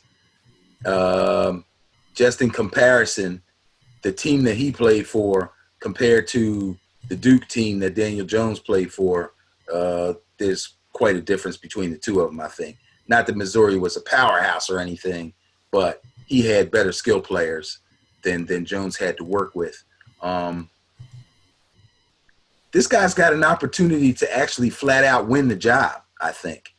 I really don't believe Flacco for the starting job, really? I don't believe that Flacco's got it in him anymore. I really don't. Now he's getting a fresh start with a fresh team and everything. So it is possible that this rejuvenates him and he comes back and shows that he's a star NFL quarterback and he can help the Broncos win. But if he struggles, because I think John Elway really likes Locke. I think he was happy that he was still there and was more than happy to take him. If someone else had taken Locke, I'm sure that the Broncos would have picked another position and waited till later to get a quarterback that they know is going to just have to sit and wait behind Flacco and resign themselves to Flacco. But they didn't have to do that. This guy's going to put some pressure on him. All right. Some competition in the quarterback room for the Broncos. And again, Flacco having just been replaced by a first-round pick with the Ravens, then goes to the Broncos and got another first-round pick coming in, nipping at his heels. The old guy just can't seem to catch a break there, but he's going to have to make his own breaks because he's I think they paid what I don't know what they paid him. I think they paid him pretty nicely though. Who, Flacco? Yeah. I'm sure he got a nice contract. Got a nice contract. All right, so that's number 10. Number 11, Jelani Tavil, linebacker from Hawaii, going to the Lions. Yeah, I don't know. I didn't get a chance to see anything with Hawaii.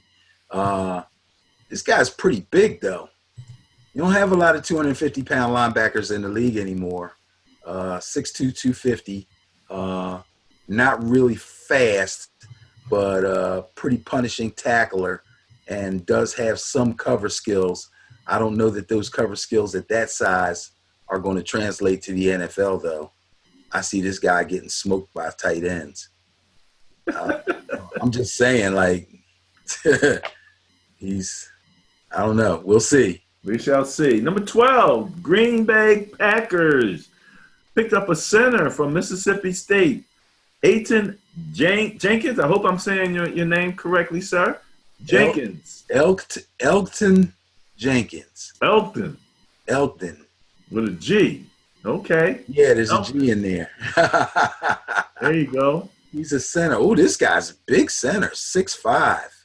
Holy mackerel. 310. That's tall for a center. Mississippi State, they were decent. Pretty good run blocker, supposedly. I don't know if he's going to be overpowering enough to be a really excellent pass blocker. But it's 29 reps on the bench press. How many? 29. Okay. All right. Good upper body strength. But, so much of playing the offensive line is all about the legs. Can you anchor? You know what I mean? Can you fight people off? Can you get to the next level and make a block on a linebacker? So those things are going to remain to be seen. But obviously, the Packers, again, they went defense a couple times. Now they're coming back to the offense. Now, this might be why they keep talking about the Patriots having a good draft. Now, at 13, they pick up Jojuan Williams, cornerback out of Vanderbilt. And the first thing that stands out is his height. 6'4", 211. Yep. 32.5-inch arms. He's gonna be able to handle some of the taller receivers that are coming out. He ran a 4.64. Yeah. He's that rare big corner that you don't see a lot of anymore. And he's a really big corner because guys that are 6'2" are considered big corners. So Right. At 6'4", he should be pretty rangy. Not super fast, but game fast. Pushing up on Sherman, Sherman. Richard Sherman. Is he 6'4"? Somewhere in that area. Yeah, I know he's 6'3" or 6'4". He's up there. Yeah. But Richard Sherman has great ball skills and was pretty fast. I don't know about this guy's ball skills. Vanderbilt wasn't very good. They didn't win a lot of games. I don't know. All right. Well, we shall see. But it's Belichick, so he knows something. Yeah, that's the interesting thing. And when you consider, when you look at their defense, coming from last year, I just think that's somewhat of an interesting pick. I mean, let's face it. He took two guys from the Eagles, and they won Super Bowl rings. Two guys that could not cut it in Philadelphia, and they now have Super Bowl rings with the Patriots. So I would never say anything bad about a Belichick pick until it actually turns bad. All right. Greedy! Greedy Williams goes to the Browns and the cornerback from LSU. The LSU tribe is in effect. Yeah, they got Ohio. They got a little frat over there, LSU guys. with Beckham and Landry, and now their young boy comes in, Greedy Williams. This guy was talked about a lot. I think he did a really good interview, is why we saw a lot of him post combine and pre-draft. He was being talked about as being one of the better corners out there. Good ball skills, decent speed. I don't think he was a burner though. 4.37, Ben. He's a burner. Excuse me, he's a burner. I take that back. I think the question on him is tackling. Okay. And we've already spoken about a couple corners that were pretty short tacklers. So, yeah, he's a bit slight. 185, 6'2", 185. He might need a pound or two. Yeah, he's pretty skinny, but, you know, if he gets picks, then, you know, they won't mind. Matter of fact, he led the SEC with 8 picks last year. Oh, I'm sorry, 8 picks over the past 2 seasons, it says. Okay. I get what happened when I try to talk and read at the same time. Well, you know, you're going to start to need a slightly different breed of corner with the new rules where you can hardly touch them. And True. You know, so those cover skills are going to be probably that much more important or valuable under the new regulation, you know, that's happening with the NFL. So some of that probably needs to be kept in mind as you're looking at that. Mm-hmm. So, all right, that was 14 with Greedy Williams. Visit Ben and Barry on Football on Facebook, and you'll see OBJ's video. Greedy. Greedy. That's all he had to say. He's howling at his boys, so that's going to be an interesting grouping to see those guys come together. That probably would help solidify the whole team concept over there with the Browns. So, as we said, watch out for the Browns. Seahawks take Marquise Blair, a safety out of Utah, at 15. 6'1", 195. Little slim for safety, but supposedly this guy's a pretty big hitter. I don't know too much about his coverage skills. Utah's usually pretty good, though. Didn't whatchamacallit still there? Isn't there Earl Thomas still there with the Seahawks? No. You went to the Ravens. You went to the Ravens. There you go. So, position of need, trying to immediately fill it. Obviously, they like the kid. 4'4", 840. Okay. He's their guy.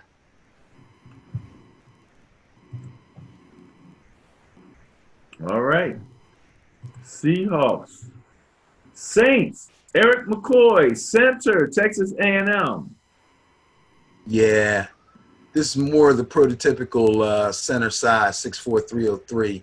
Obviously, you know, if they're going to squeeze, excuse me, a couple more years out of Drew Brees, they're going to have to make sure that they're solid across the offensive line. I believe their center was a really good center, but he's getting old. So this guy doesn't play center right away. He might be a plug-in to play guard or something. He has experience playing guard in college. So that won't be a problem. I'm sure he'll work out well for them, whether he plays right away or in spots.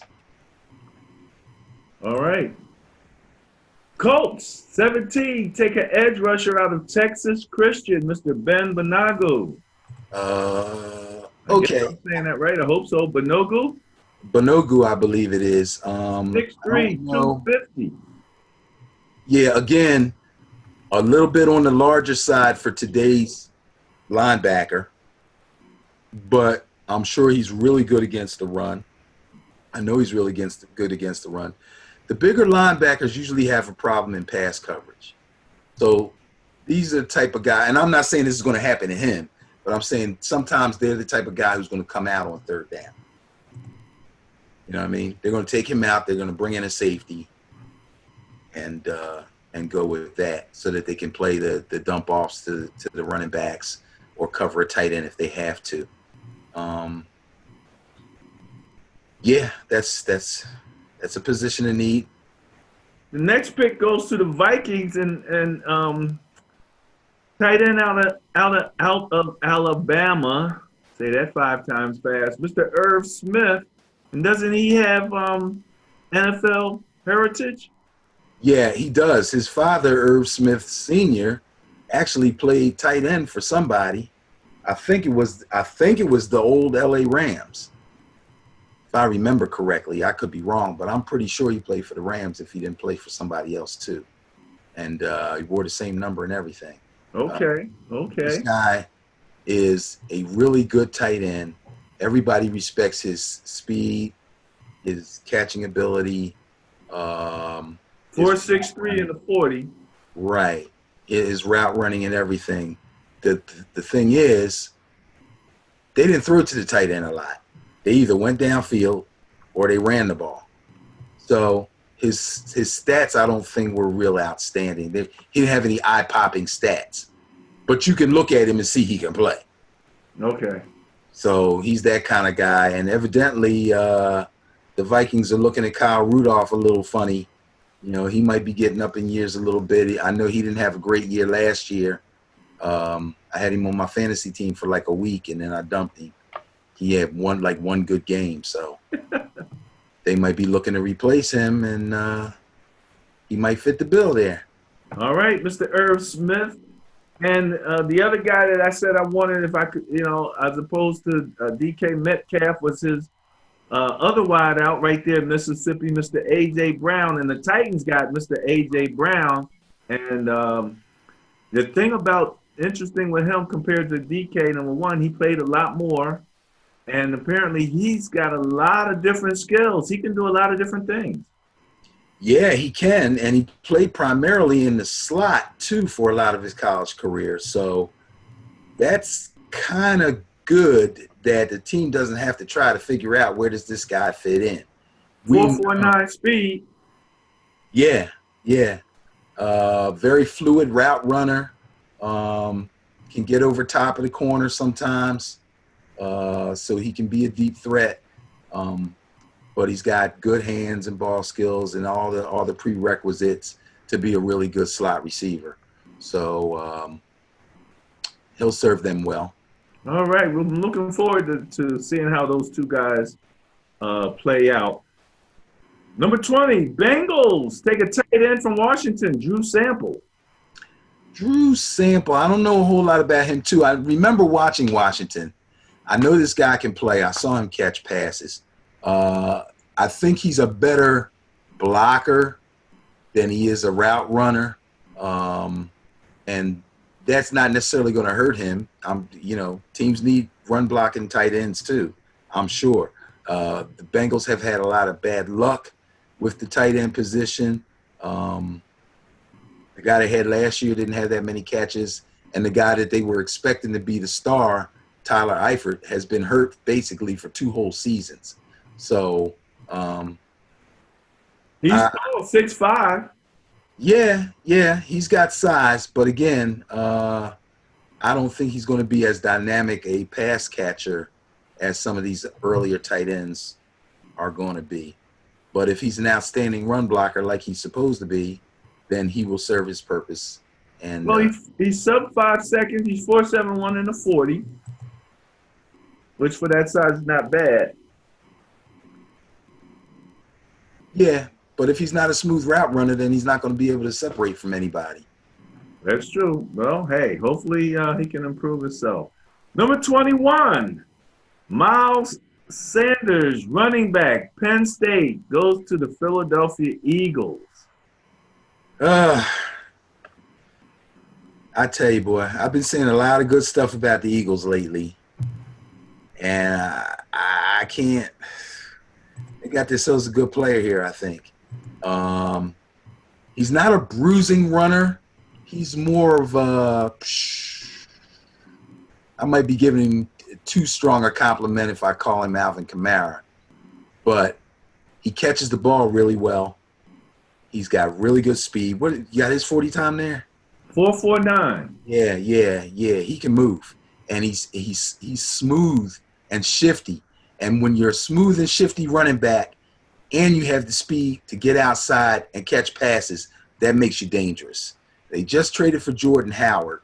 So I don't think Jay Ajayi is ever going to come back, to tell you the truth. Darren Sproles can't make up his mind whether he wants to re-sign or not.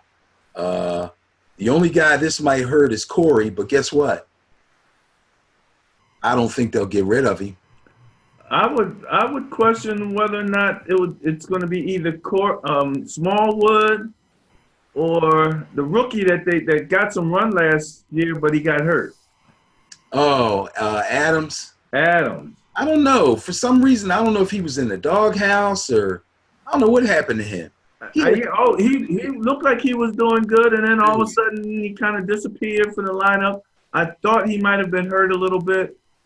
Corey's coming back. Corey's ready to play, from what I understand. He's ready to go into practice after his knee injury. So the Eagles have about 5 running backs.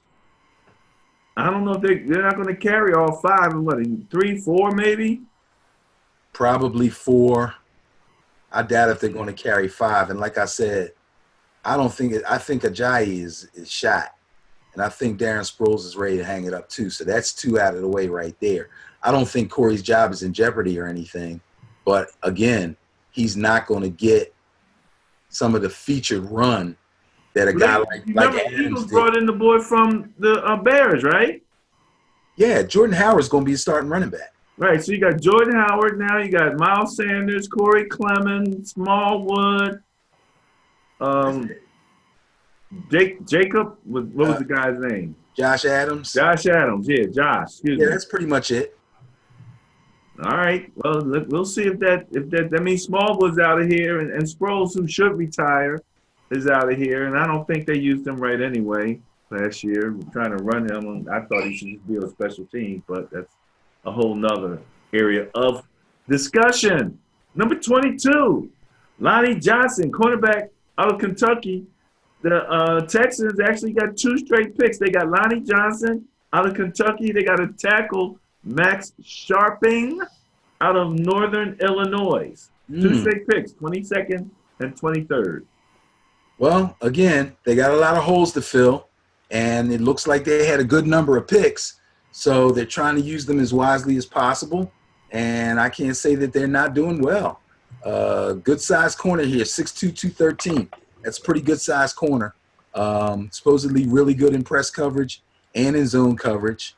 Got really good speed and good ball skills, which is everything that you need. I mean, if he's got the fluid hips and all of that stuff, then he'll serve them well.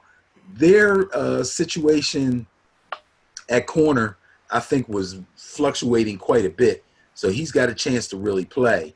The other guy they took is an offensive lineman, right? Yeah, Tackle. Offensive tackle. Good size, 6'6", 327. Pretty quick on his feet. Good hands, good run blocker. Hey, let's see. Oh, also, it was well documented that this guy is good at combination blocks, which is what I was talking about earlier. Can you make your initial block on the line of scrimmage and then get to the second level and get a block on a linebacker? Evidently, this guy is very adept at that. That will serve him well. Absolutely. That's what you want, man. If you get two blocks out of one guy, you know. Okay, number 24, Kansas City Chiefs. Let me see if I'm saying this right. Mecole Hardman? Yeah, I think that's it, Mecole. 5'10", 187. I guess that would be considered a little on the smallish side, although 187 is a good amount of weight for a 5'10" guy, I would say. He's fast. He also excels as a return man too, which might end up being where which is where he may end up. Some people were saying that this pick was to cover up for Tyreek Hill, who a lot of people are expecting will not be back and will not be playing. Oh, that is tragic. This guy's 4.33 speed, so that's a step in the right direction toward that. Now, whether he has the body that can take, to take the pounding that Tyreek was able to take, and and actually, in terms of having that power advantage. I don't think Tyreek is that big. Okay. Tyreek just fast. Yeah. He's just Fast fast. You and can't quick. get a good lick on him. You can never get a good tackle on him. He's just too wiry. Yeah. So I don't know if this guy can fill his shoes, but that's what they're looking for. Well, it's hard to fill some of those shoes. The Eagles, back on the pick again, decided to go with a wide receiver at the 25th pick. Let me see if I'm saying this right. J.J. Arcega-Whiteside. I believe that is correct. Arcega-Whiteside. Good size. Played at Stanford. Stanford threw the ball around a little bit. I don't know. I don't think he's very fast, but I think he's got fast. no numbers as combine results, so he. Okay. And, this kind of brings up a question. I don't know if he was invited to the combine. Yeah, not everybody's invited. Yeah, isn't it interesting that you could be, in the draft process in the second level and not have gotten invited to the combine? Well, you got to look. I look at it this way: whether you get invited to the combine or not, it behooves you to have a pro day. So whether you get invited, want to come, don't want to come, didn't get it, whatever, if you plan on playing in the NFL, you must have a pro day. If you didn't have a pro day, let's say you pulled a hammy the night before, okay, you're going to get your agent to get you as many tryouts or looks as you can. You want to travel, you know what I mean, up and down all over, because you're going to probably end up as a free agent. If they don't have a lot of film to look at and they can't see you live and in person, which is usually the final thing before they decide, you have to make yourself available. You have to go to private workouts. So that's interesting. Yeah. Having a pro day is all important if you think you're going to make it to the NFL. When else are you ever going to get 30-something coaches to come look at you firsthand? Oh, no doubt. All right. Number 26, Tristan Hill, D tackle, Central Florida, went to the Cowboys. You ready for the guy? This guy, man? Your Giants ready for him? I think, if I'm not mistaken, this is the Cowboys' very first pick in this draft. I don't remember mentioning the Cowboys up to this point. Right. I think this is their first pick. So I'm thinking this is what they consider the best player available. Now, 6'3", 308 with 33 and 3/8-inch arms, ran a 5'0", 440, 28 reps on the bench press, 35-inch vertical. Yeah. But does he have any outstanding traits? That's the thing. I mean, I can scroll down real fast and come right back up to where we are, and I see some more players that I think would be more dynamic. But obviously the Cowboys feel like we're going to take the best player available at our most needy position. And they must consider that defensive line. So they grab Tristan Hill because the next pick, I think, is a tremendous one. But all right. Well, you brought it up. You're talking about the number 27 pick there? Mm-hmm. Paris Campbell, wide receiver, Ohio State, going to the Colts. Right. This is the guy that spent at least the last 2 years or year and a half making Dwayne Haskins look good. This guy can fly. He can catch. He runs all around. 140. Right. And although it's been said that he's a good route runner, the Ohio State passing game actually held him back a little bit. Like they didn't run every route on the tree, so to speak. But he's shown the physical talent to be able to do that along with his speed. And I don't think he's going to have any problems transition into the NFL. And this is going to be another dangerous guy for Andrew Luck to throw to. This is crazy. Like, Devin Funchess went from Carolina over to the Colts last year, and I think he's about to lose his job. Uh-oh. All right. Paris Campbell, 27, to the Colts. 28, Nasir Adderley, safety out of Delaware. Yeah, if Going I'm to not the mistaken. Chargers. Yeah, if I'm not mistaken, he's a Philly kid. And let me see something. I had a little note here somewhere if I can find it. Considering he played at a quote-unquote small school, which Delaware is, he's got really good ball skills, flies to the ball, good hands, ball hawk type of dude. He can keep up with just about any receiver, although I don't note that he's was a really big time burner. He's got no combine numbers. No combine numbers. I think they talk more about his ball skills and his footwork than they do his speed, which is fine.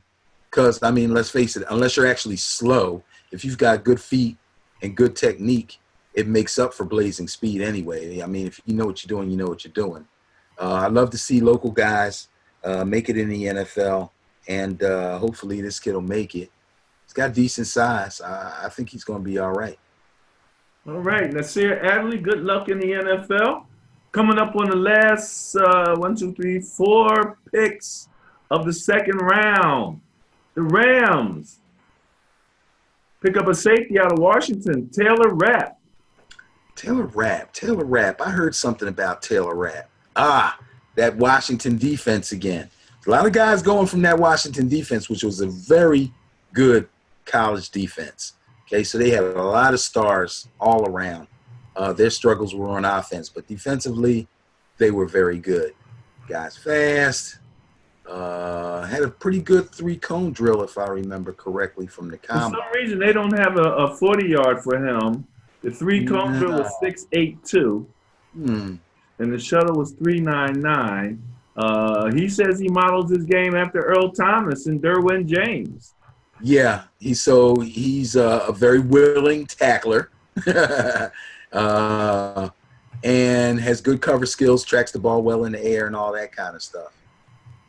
Excellent. Yeah. All right, next up, the Cardinals with a wide receiver out of Massachusetts, Andy Isabella. Interesting pick. Very interesting. Not real big, 5'9", 188. But he did post a 4.31 40. All right, I'm looking at something here. It says undersized receiver with short arms and small hands. That's 3 strikes, ain't it? Man, well, when you got the one asset you can't teach, it's speed. That's correct. And his small hands. If he can get enough clearance, if he can get by you and get some, because the thing is, again, we talk about what's the perfect pass, but if you can put that ball out in front of him where he can go get it. Now again, I don't know. Now you got me visualizing this guy diving for a ball with little short arms. Well, I watched a little bit of tape on him yesterday after he got drafted because I hadn't heard of him. And they were talking about how small he was, and they showed a couple of clips. Kid is seriously fast, and he's pretty smooth route runner to be so quick. Sometimes these real fast guys don't run good routes, but he looked like a pretty good route runner. This could be the reincarnation of Julian Edelman. I don't know, a faster Julian Edelman. So interesting. All right, little short passes underneath, and him darting around every place. For Kyler Murray, it's 2 short guys there throwing to each other. So, all right, 31, Juan Thornhill, safety out of Virginia. There's Kansas City Chiefs working on that defense again. Yeah, they better. They better. Yeah, they're yeah. 6 foot, runs a 4.42 40. Good speed. He's This good. guy's Size. vertical is 44 inches. Wow. Wow. Yeah, he's slamming the ball. 6 feet tall, 205. He's got good size for a safety. He's pretty much a top end playmaker in the secondary. That means he's going to get picks for you. He had 6 passes picked off last year. So he's going to get picks for you. He's going to be able to cover the deep post area and such and stuff like that. How good he is against the run, I don't know. I have a feeling he'll be playing free as opposed to strong safety. But, if he's a ball hawk and he's fast and he's got good size, then he's got a chance to make it, especially in the Kansas City defense that needs a lot of help. All right, they definitely need help, and that speed is going to be necessary as he's out there dealing with whoever. All right, that's number 31. We close out the second round. Okay, Ben, you know this hurt my heart. Yes, I know. You know that I had my sights all set for DK Metcalf to be with my Niners, to line up on the opposite side of Marquise Goodwin with Dante Pettis in the slot, George Kittle at tight end. We were going to roll the NFC West on offense. Now that our quarterback is back, man, Dude. Jimmy G, and he goes to the Seahawks. Okay, so now is he going to do all that stuff to you? Yeah. That's what you think. That's what I think. Well, and it was hilarious. We'll show this on our social media when he showed up with his connection to his coach with no shirt on. Ran a 4.33, 40, 27 reps on the bench press, 40.5-inch vertical, 134-inch broad jump. His 3-cone drill was a weakness, and the 20-yard shuttle was not the greatest. However, and you like to call him a one-trick pony, he's going to be catching balls from Russell Wilson, who I think is going to be interesting to see this guy learn a scramble drill with Russell Wilson, and then he chasing between the two of them, trying to run either one of them two guys down right about now. Well, unfortunately, when you talk about the scramble drill, in order to be adept at that as a wide receiver, you need to have the skills that he was the worst at the combine. So I don't know how that's going to work out for him. Again, I think early on he's going to be a one-trick pony. Now, like you like to say, if that one trick is really dynamic, then it doesn't matter. Okay, that's cool. But if everybody knows that you're running a post or a fly, I mean, come on. Well, it be? So often they don't know, and again, your awareness level, your smarts level, and in the training, when the play breaks down, you have to know to go to where to go to, and if he can figure that out and get to some of those places, I think he catches the ball well, and again, you got Russell, so things tend to break down when Russell starts running around, and sometimes you don't need to be real swift. You just need to kind of take advantage of all that space. And if it's one thing that generally happens when you have a guy that big is they give him some space. They tend to generally back off a little bit. So it's going to be interesting to see how this affects field spacing for the Seahawks, and especially when you got Russell back there, who I think wants to stay in the pocket a little bit more. But he is what he is, and he's always dangerous once things start to break down. So it's going to be interesting. And this guy, he's a crier, man. He broke down at the combine. He's crying. He's crying when he got the call. So he's very emotional player. And so I wish him well. I hope he does well. Just hope he doesn't do well against my Niners. So there you go. I don't think you have much to worry about, actually. Okay. All right. I hear you. I'm going to keep that tucked away and not hope too much for it. All right, Ben, that's the last pick of the second round of the draft. Um, I think that's going to wrap it up as far as that's concerned. Do you have anything you want to say relative to these first two rounds? No, no. I think all the teams are happy with who they got. I'm sure there's some teams that wish maybe now, hindsight, they would have traded up or traded back or whatever. Some teams were surprised about how long certain players were able to hang around before they got picked. But other than that, it was your normal NFL draft. Really strong on defense, extremely strong at defensive line. And, you know, next year it might be a good quarterback draft again. I think it will be. Well, this is our first draft coverage as Ben and Barry on football on YouTube. So I thought it was a very interesting draft, a lot to talk about, a lot to look forward to. And I can't wait for some of the things, for everything to start settling out relative to, you know, the rosters, the depth charts, and things of that nature. Really looking forward to some of that stuff. All right, moving right along, what we like to do at this particular point, I want to go share some information from our website. Let's see here. I hope I'm picking up the right thing here. I always do that. Let's see. There you go. All right. Can you see that? Yes, I can. All right. Ben and Barry on football. Starting out there with a reminder that on 4/19, we had our last show. We talked a little bit about some of the things that we talked about today in advance. Go back and check out some of our previous shows. Wanted to mention real quick. Yeah, you're the fantasy guy. I'm the Madden guy. Here's the new Madden cover man, MVP Patrick Mahomes on the Madden 20 cover.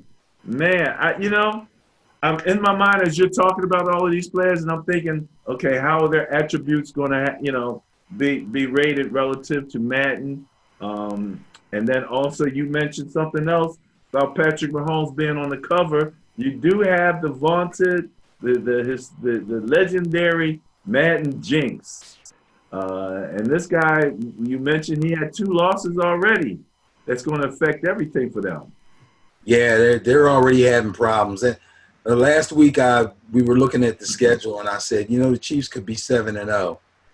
But I don't know now.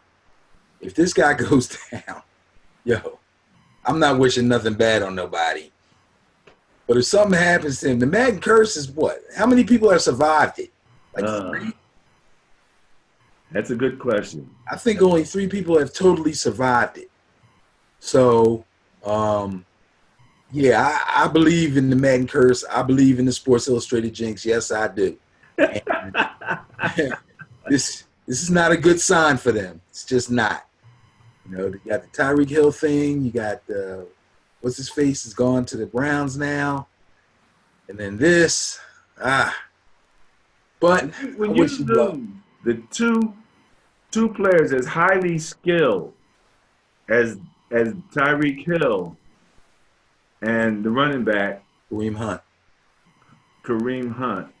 I mean, it worked so well with Patrick Mahomes and his mobility and his arm, and I mean, offense. They were right there at the top of offensive production last year. That's going to be hard to keep up with the numbers that they were putting up on offense.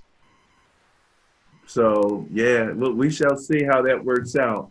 Scrolling forward, we just wanted to kind of share some of the smiles that came out of the NFL draft. This was a question mark. We all talked at length about what was going to happen with the Cardinals and what they were going to do with Josh. Josh was a total professional, and apparently, even in being traded, he's been a total professional. Anything you got to say about him?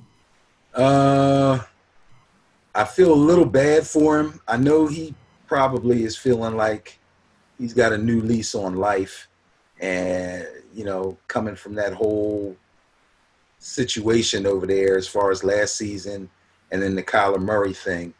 but he's going to a team that's pretty bad. I mean, he's Well, going. he should be able to beat out Fitzpatrick. It's not about beating out. He'll be the starter. He'll be the starter. Fitzpatrick is a backup. He's Steve DeBerg. Steve DeBerg played well everywhere he went, but kept going places. Kept going places. Kept tutoring these young guys, and then they take over, and then he'd move on. That's Fitzpatrick. So they got Rosen to start him, and they will start him. And I just hope that he's able to show a little bit more of the potential that he showed to become a first-round pick in the first place. But his fortunes aren't going to be much better playing down there. Well, from what I understand, through everything, all the adversity that he went through with the Cardinals, he was a professional, and, you know, that's a great thing. That's a great thing. Let's quickly move forward here. Here's Kyler Murray taking some social media information in there with his pink suit on, the #1 draft pick. Oh, somebody on the league Facebook page, our Flag Football League Facebook page, said, I saw that pink suit in the window down 3rd and Market in Suit Corner. I was like, no, not If you're not from Philly, you don't know about Suit Corner. Not Suit Corner. Synonymous with cheap suits.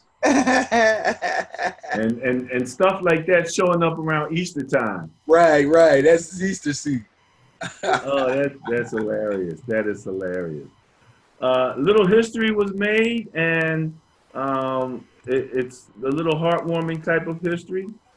The Ravens had the first draft announcement made by a legally blind person who read his announcement off of Braille.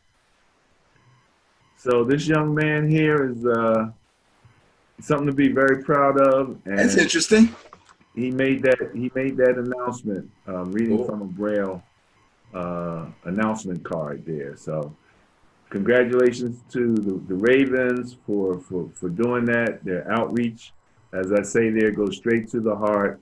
And you can, again, find a little more information on that on Ben and Barry on football on Facebook. Here we have a little bit of a throwback, some of the late round steals in history. It's amazing. If you really know what you're doing, you can find some gems in the late round. Wanted to mention Heisman land. Baltimore is now Heisman land. 3 Heisman winners on the same team, could be on the same field playing together at the same time, possibly. But yeah, 3 Heisman winners there. So you can find that story on Ben and Barry on football. We talked about Greedy. There's your boy OBJ. You gonna have him on your fantasy this year? Absolutely. He's gonna be killing. He's gonna be killing. Here's our boy DK showing up after the draft in his meeting with the Seahawks. And Coach Pete Carroll said, hey, you can come in showing all your muscles, taking your shirt off. Take my shirt off too, buddy. I love Pete Carroll. You know? For some reason, though, it reminded me of Ricky Waters and the coach put on the dread wig. Wedding, yeah. He's not as silly as that coach was. But yeah, having some fun, man. Having some fun. All right. Nick Bosa apologizes for controversial social media posts. I'm going to talk a little bit about Bosa as we wrap it up in the rant section. But I did want to mention that I was not looking forward to Bosa coming, especially after having read some of his social media posts. But we'll talk a little bit more about that. Anything you got to say about that? No, I mean, well, yeah, okay. I'll say something now because I want you to have your rant to yourself. But, this isn't something that's new, obviously, with social media. people fancy themselves as internet gangsters, what I call them, but they sometimes forget that when you put certain things out there, it's not just you and your buddies that's reading them. You know, other people read them too. And there's folks out there that go after you and look for stuff. And if you got stuff out there for them to find, they will find it. If you want to make controversial quotes, that's one thing. But when you start setting yourself up as anything akin to a homophobe or a racist, then people are seriously going to have problems with it. He'll just apologize. Already has. You'll get over it after when he has 5 sacks in his first year. You'll be all right with it. Well, I'm not that shallow, but let me say this much. First off, we're going to hold the rant till we're going to go through our social media real quick. Then I'll come back to this and the piece that I told you I wanted to share. So let's just quickly mention we are also on Twitter, and that's not the one I wanted to show. This is our Facebook page, or my Facebook page, the Sterling Net Point Power Rankings. There's no game, so we are posting something. But during the season, we do our rankings based on net points, and we're pretty accurate. We had a pretty good year last year, and it's going to be interesting. I think, Ben, in some of our future shows, maybe we can take a quick look back at the net points and maybe think about now that the draft is over. Most of the trades have been done, right? They're not going to be doing too many more trades, you think? Oh, I don't know. Anything can happen at this point. Okay. Well, I would say that the rosters are maybe 90% set, would you say? Nah. No? No. Everybody's got like 100 players. You got to cut down to 53. How can you be set? Okay. All right. Good point. Sterling Net Point Power Rankings. Our Twitter page, Ben and Barry on Football, at B&B on Football. And we always like to talk about the people that we follow. I do believe that there's some great information there as you follow some of the analysts and things of that nature on Ben and Barry on Football. On Twitter, just started up with an Instagram page, Ben. We've doubled our followers again. Doubled. Cool. You know? So, here's just a few things that we have out on Instagram. I'm so amazed at the level of activity of the people in the media on Instagram. My daughter is much more adept at Instagram, much more insightful, knows what's going on. Yeah, mine I'm still very much in discovery mode. Like, really? They're on Instagram? I'm kind of like that, so what can I tell you? And if you go to benandbarryonfootball.com, it will take you directly to our YouTube channel where we post these videos and then share them out from there. And go back, take a look at some of the previous videos, see what we've talked about. Some of the subject matter is not situational in terms of just being something that applies now. It's something that is more universal, and you can listen to it, and it still has an impact as we move forward. Anything to say about that, Benny? Nah. Take a look at it. All right, fantastic. All right, do you have a rant? No, I do not. I'm very happy with the draft, how it went off. Nashville did a great job.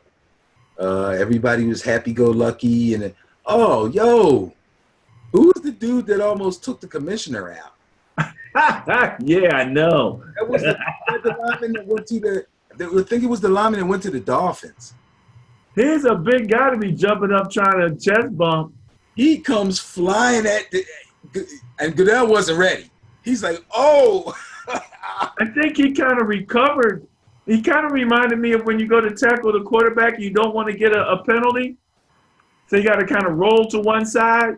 He cut him a little break, huh? Yeah, he rolled to him a little bit. He might be good under the new regulation because he He knows how to roll to one side to keep him hurting. I think Goodell rolled just enough not to take the brunt of it.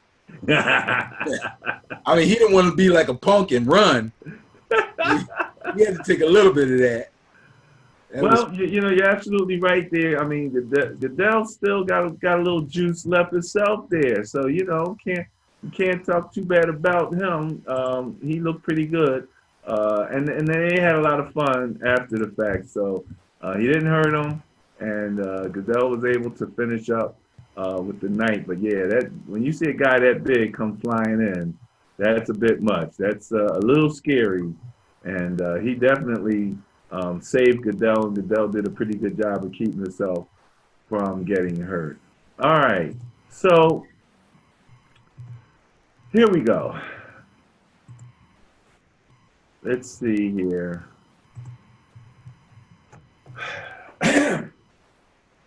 Let the ladies and gentlemen know that you and I talk, you know, so much more than what we had just here on camera. True. During the draft, my Niners had the second pick. I wanted DK Metcalf, and I definitely did not want Nick Bosa. And as I said in the previous one, you said, well, why? And I said, it's his politics. And I was able to list some of the things that had actually been said by Nick Bosa. But then in previous conversations, you and I had, you know, talked about, you know, how this is not totally unusual. It happens. And as a matter of fact, in saying that, I said that I was going to go and take a look at, take a look and see how often that has actually happened, where, you know, you have these athletes who are saying these offensive things in social media, and then how that's handled, especially civilly. And I think that's part of the challenge in society, especially as today you had another shooting at a synagogue where these people are, you know, civility is going out the window. Racial, religious, sexually based hatred is a little too rampant. Not a little too rampant, it's just too rampant. So whatever we don't like about a person, we still have to be able to act civilly. And so I took a look here. This is an article that we were out that I came across that talked about other athletes that came under fire for controversial social media posts. Josh Allen, you mentioned him right away, coming out of college, had racial slurs multiple times, went to the Buffalo Bills, and they really like him down there. Mike, how am I saying his name? B-A-C-S-I-K? Baksick. Okay. Former Mets, again, putting out a player, obviously, you know, and writing controversial tweets after game. Congrats to all the dirty Mexicans in San Antonio. So you're putting out that kind of stuff. And again, this is on social media. This is in front of a lot of people. Dante DiVincenzo. Villanova, right? Yeah. I think his was more, I hate to use this term because it was used during the campaign, but it was like locker room talk. In other words, guys make big bad choices when it's just a bunch of guys around about how they describe people. If you know what I mean. Okay. You know, like if you tie your left shoe before you tie your right shoe, and somebody else says, "Why you do that, man? That's gay." You know, we all know it's not gay, but you've reduced something that some people are proud of to being something bad or stupid or offensive or negative, whatever. So I don't think this guy, I don't think what he did is the same as what Josh Hader and Bosa did. But that's just my opinion. Well, one thing everybody is saying at this particular point is, I was young, I was dumb. I Yeah. apologize. Larry Johnson, former Chiefs running back. Uh, his was a little bit different, but again, he was making a sexual oriented slur. Cardale Jones, who it's funny. We talked about quarterback coming out of Ohio State, only had 1 year, played really well. Cardale Jones was somebody I thought was NFL ready because of the way he played in the championship, won a championship for Ohio State, and just looked like he could do any and everything. And obviously it didn't work out. And then when you read what he said, it wasn't so much that he was talking about any other group. He didn't use any slurs. But what he said, why should we have to go to class if we came here to play football? We ain't come to play school. Classes are pointless. And I'm sure his parents were so proud. You know? He's on the all splinter team. You know? So that was just on his whole career so far. And he's sitting on the bench now with the Chargers, but amazing size, speed, capabilities. Somewhere something's not clicking up there. Rashard Mendenhall, also, where his was more on a political basis, where he was kind of complaining about everybody rejoicing when Bin Laden was killed, and he was saying that we should not be celebrating anybody's death. And at a very politically sensitive time, he got some blowback on that. So those were just... You know what? Mendenhall went a little farther than I remembered now that I looked at that. He took that a little far. Like, it's one thing to be like, no matter what the guy did, you shouldn't be celebrating death and you shouldn't be all happy about it. He kind of put it out there like he didn't believe 9/11 went down the way it was supposed to, too. 9/11. He questioned 9/11 and then said something to the effect of, we didn't hear the other side of the story as far as Bin Laden is concerned. Like, we'll never get a chance to hear his side of the story. And people are like, well, what? So that got him a little deeper in trouble. Well, and you're absolutely right. And again, I will have to say that I talked to people all along who still feel that there was something tail wags the dog about that whole situation. Absolutely. So I don't include what a lot of people were thinking, and it didn't help him at all. Yeah, I don't. Again, his situation I don't see as the same as Josh Hader or as Bosa. Those are different. This is an opinion that he shares. Well, their opinions they share with a lot of people too. But you know what I mean? When they're politically motivated, or it's just that's the way we talk. That's not the same as actually denigrating people of color or women or using homophobic slurs in a vicious way. You know what I mean? I'm not joking around saying, "Oh man, you gay," like joking. Like these guys were like really going at people. And that's absolutely true. So when it came to Nick Bosa, I was not happy, did not want him. The Niners did their due diligence and decided that he was so well liked by his teammates that they were feeling like he wasn't as bad of a guy. He then did apologize. He was asked directly by media whether he still thought Kaepernick was a clown. And he answered, I thought, very appropriately, talking about the social mission. No, he didn't think that anymore. Again, I was young. I was impressed. I guess it was a mistake. But apparently he is still an ardent conservative. As a matter of fact, out of this situation, although he was trying to delete his tweets and stuff, the thing about Twitter that kind of got my attention when I did look at his Twitter is that he has 92, was that 96? I can't see that, 96,000 followers. Mm-hmm.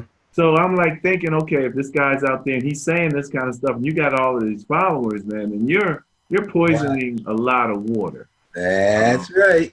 But I will say this. I was going by pretty much reading articles written about him. So I had gone to his Twitter site and I just saw that he had a Twitter site. I saw the numbers, but I hadn't had time to kind of go and look through his Twitter site.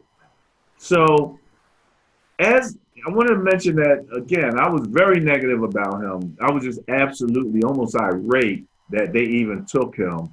And then I had to back up a little bit because I'm kind of that yin yang guy, the follower of that Taoist philosophy, which says that there's a positive and a negative to everything. You know, I've even been forced in following the philosophy and thinking about the current president, who I have a number of negative feelings about. What is it that I can think that he did positive, or what could be positive that comes out of this thing? So there's always that balance that has to happen, and that's the one thing about trying to maintain your philosophy is it makes you go back and sometimes take a second look under the guidance of the philosophy itself. So I went back. Number one, like I said, he did apologize. Okay, I'm gonna take that. Number two, we see a number of people that are making these types of errors. So especially when they're young and they tend to be immature in their approach to social media, especially. And so I took a look at his social media and I started to just scroll through it a little bit to see what I could see in terms of what he's saying now. This was something that softened my situation a little bit, or my thinking about him, because he came in, he's got this suit, and you look at the lining, and it's all Niner stuff, right? Right. That's not why I was, made me think about it for a second. But one of the things that had been said in the media is that, the question, does he hate black people? Right. So it was a little interesting to see that the suit that he had on was from the Michael Strahan collection. Okay. All right. Okay. All right. I'm gonna give him a little point. I'm gonna give him a point of positive for that. You know what I mean? So that goes a little bit against it. As I look through the social media currently, there was nothing that I saw, especially when he sticks to football, that I would really have any argument with. And I think that's what he's doing now, as opposed to maybe a little earlier, is he's sticking to football. And, he's willing to share more positive things about his classmates. There's the quarterback there, Dwayne Haskins, that he's sharing information about. So, okay, I'm still going to keep an eye on him to see if his heart has truly changed, if he's actually grown, if he's actually matured, if he's actually going to be a guy, who's not going to show racist tendencies and things of that nature. Understanding that as a young person, you're being recruited, you're being marketed to by those powers that be, and try to take into account my discipline of the yin yang and look for the positive and then look at it in total balance. I never felt like he was a bad football choice. That was part of the conundrum. Like you said, how you going to feel if he comes in, he gets 5 sacks and helps win the game, gets a turnover, et cetera, et cetera. I'm always going to root for my Niners. I'm not jumping ship, no more than Eagle fans did after their situation with Riley Cooper. So those things need to be rectified and handled civilly. So that's how I'm going to try to handle. I do want to thank you for your input on him and your arguments which again were thought provoking. So that's where I stand on Nick Bosa. I'm not jumping up and down quite yet, but I'm looking forward to seeing what he can do for my Niners. I'm looking forward to seeing him be much more of a positive impact on the community and whatever he tweets, even if he is still a proponent of the president. That might just be a point of education as far as I'm concerned. So there you go. That's as far as my rant goes. Nick Bosa, now a Niner, and hopefully it all turns out positive. I hear you snickering. I hear you snickering. Trying to snicker really low. Oh, I was trying to snicker really low so I wouldn't come up on the screen. Yeah. Well, that's okay. That's quite all right. I do understand it. But yeah, I mean, Nick Bosa is a Niner, and we'll take a look at him. We're gonna soften our stance and mute our anger and hope for the best with that guy. So give me a call on the third preseason game when most of the starters will be playing for at least half of the game or into the third quarter, and let me know what you think then. Okay, good stuff. All right, Benny, ready to wrap it up? I'm wrapped. I'm ready. All right, fantastic. Ben and Barry on football, signing off. Yeah, go Noles. Go Noles.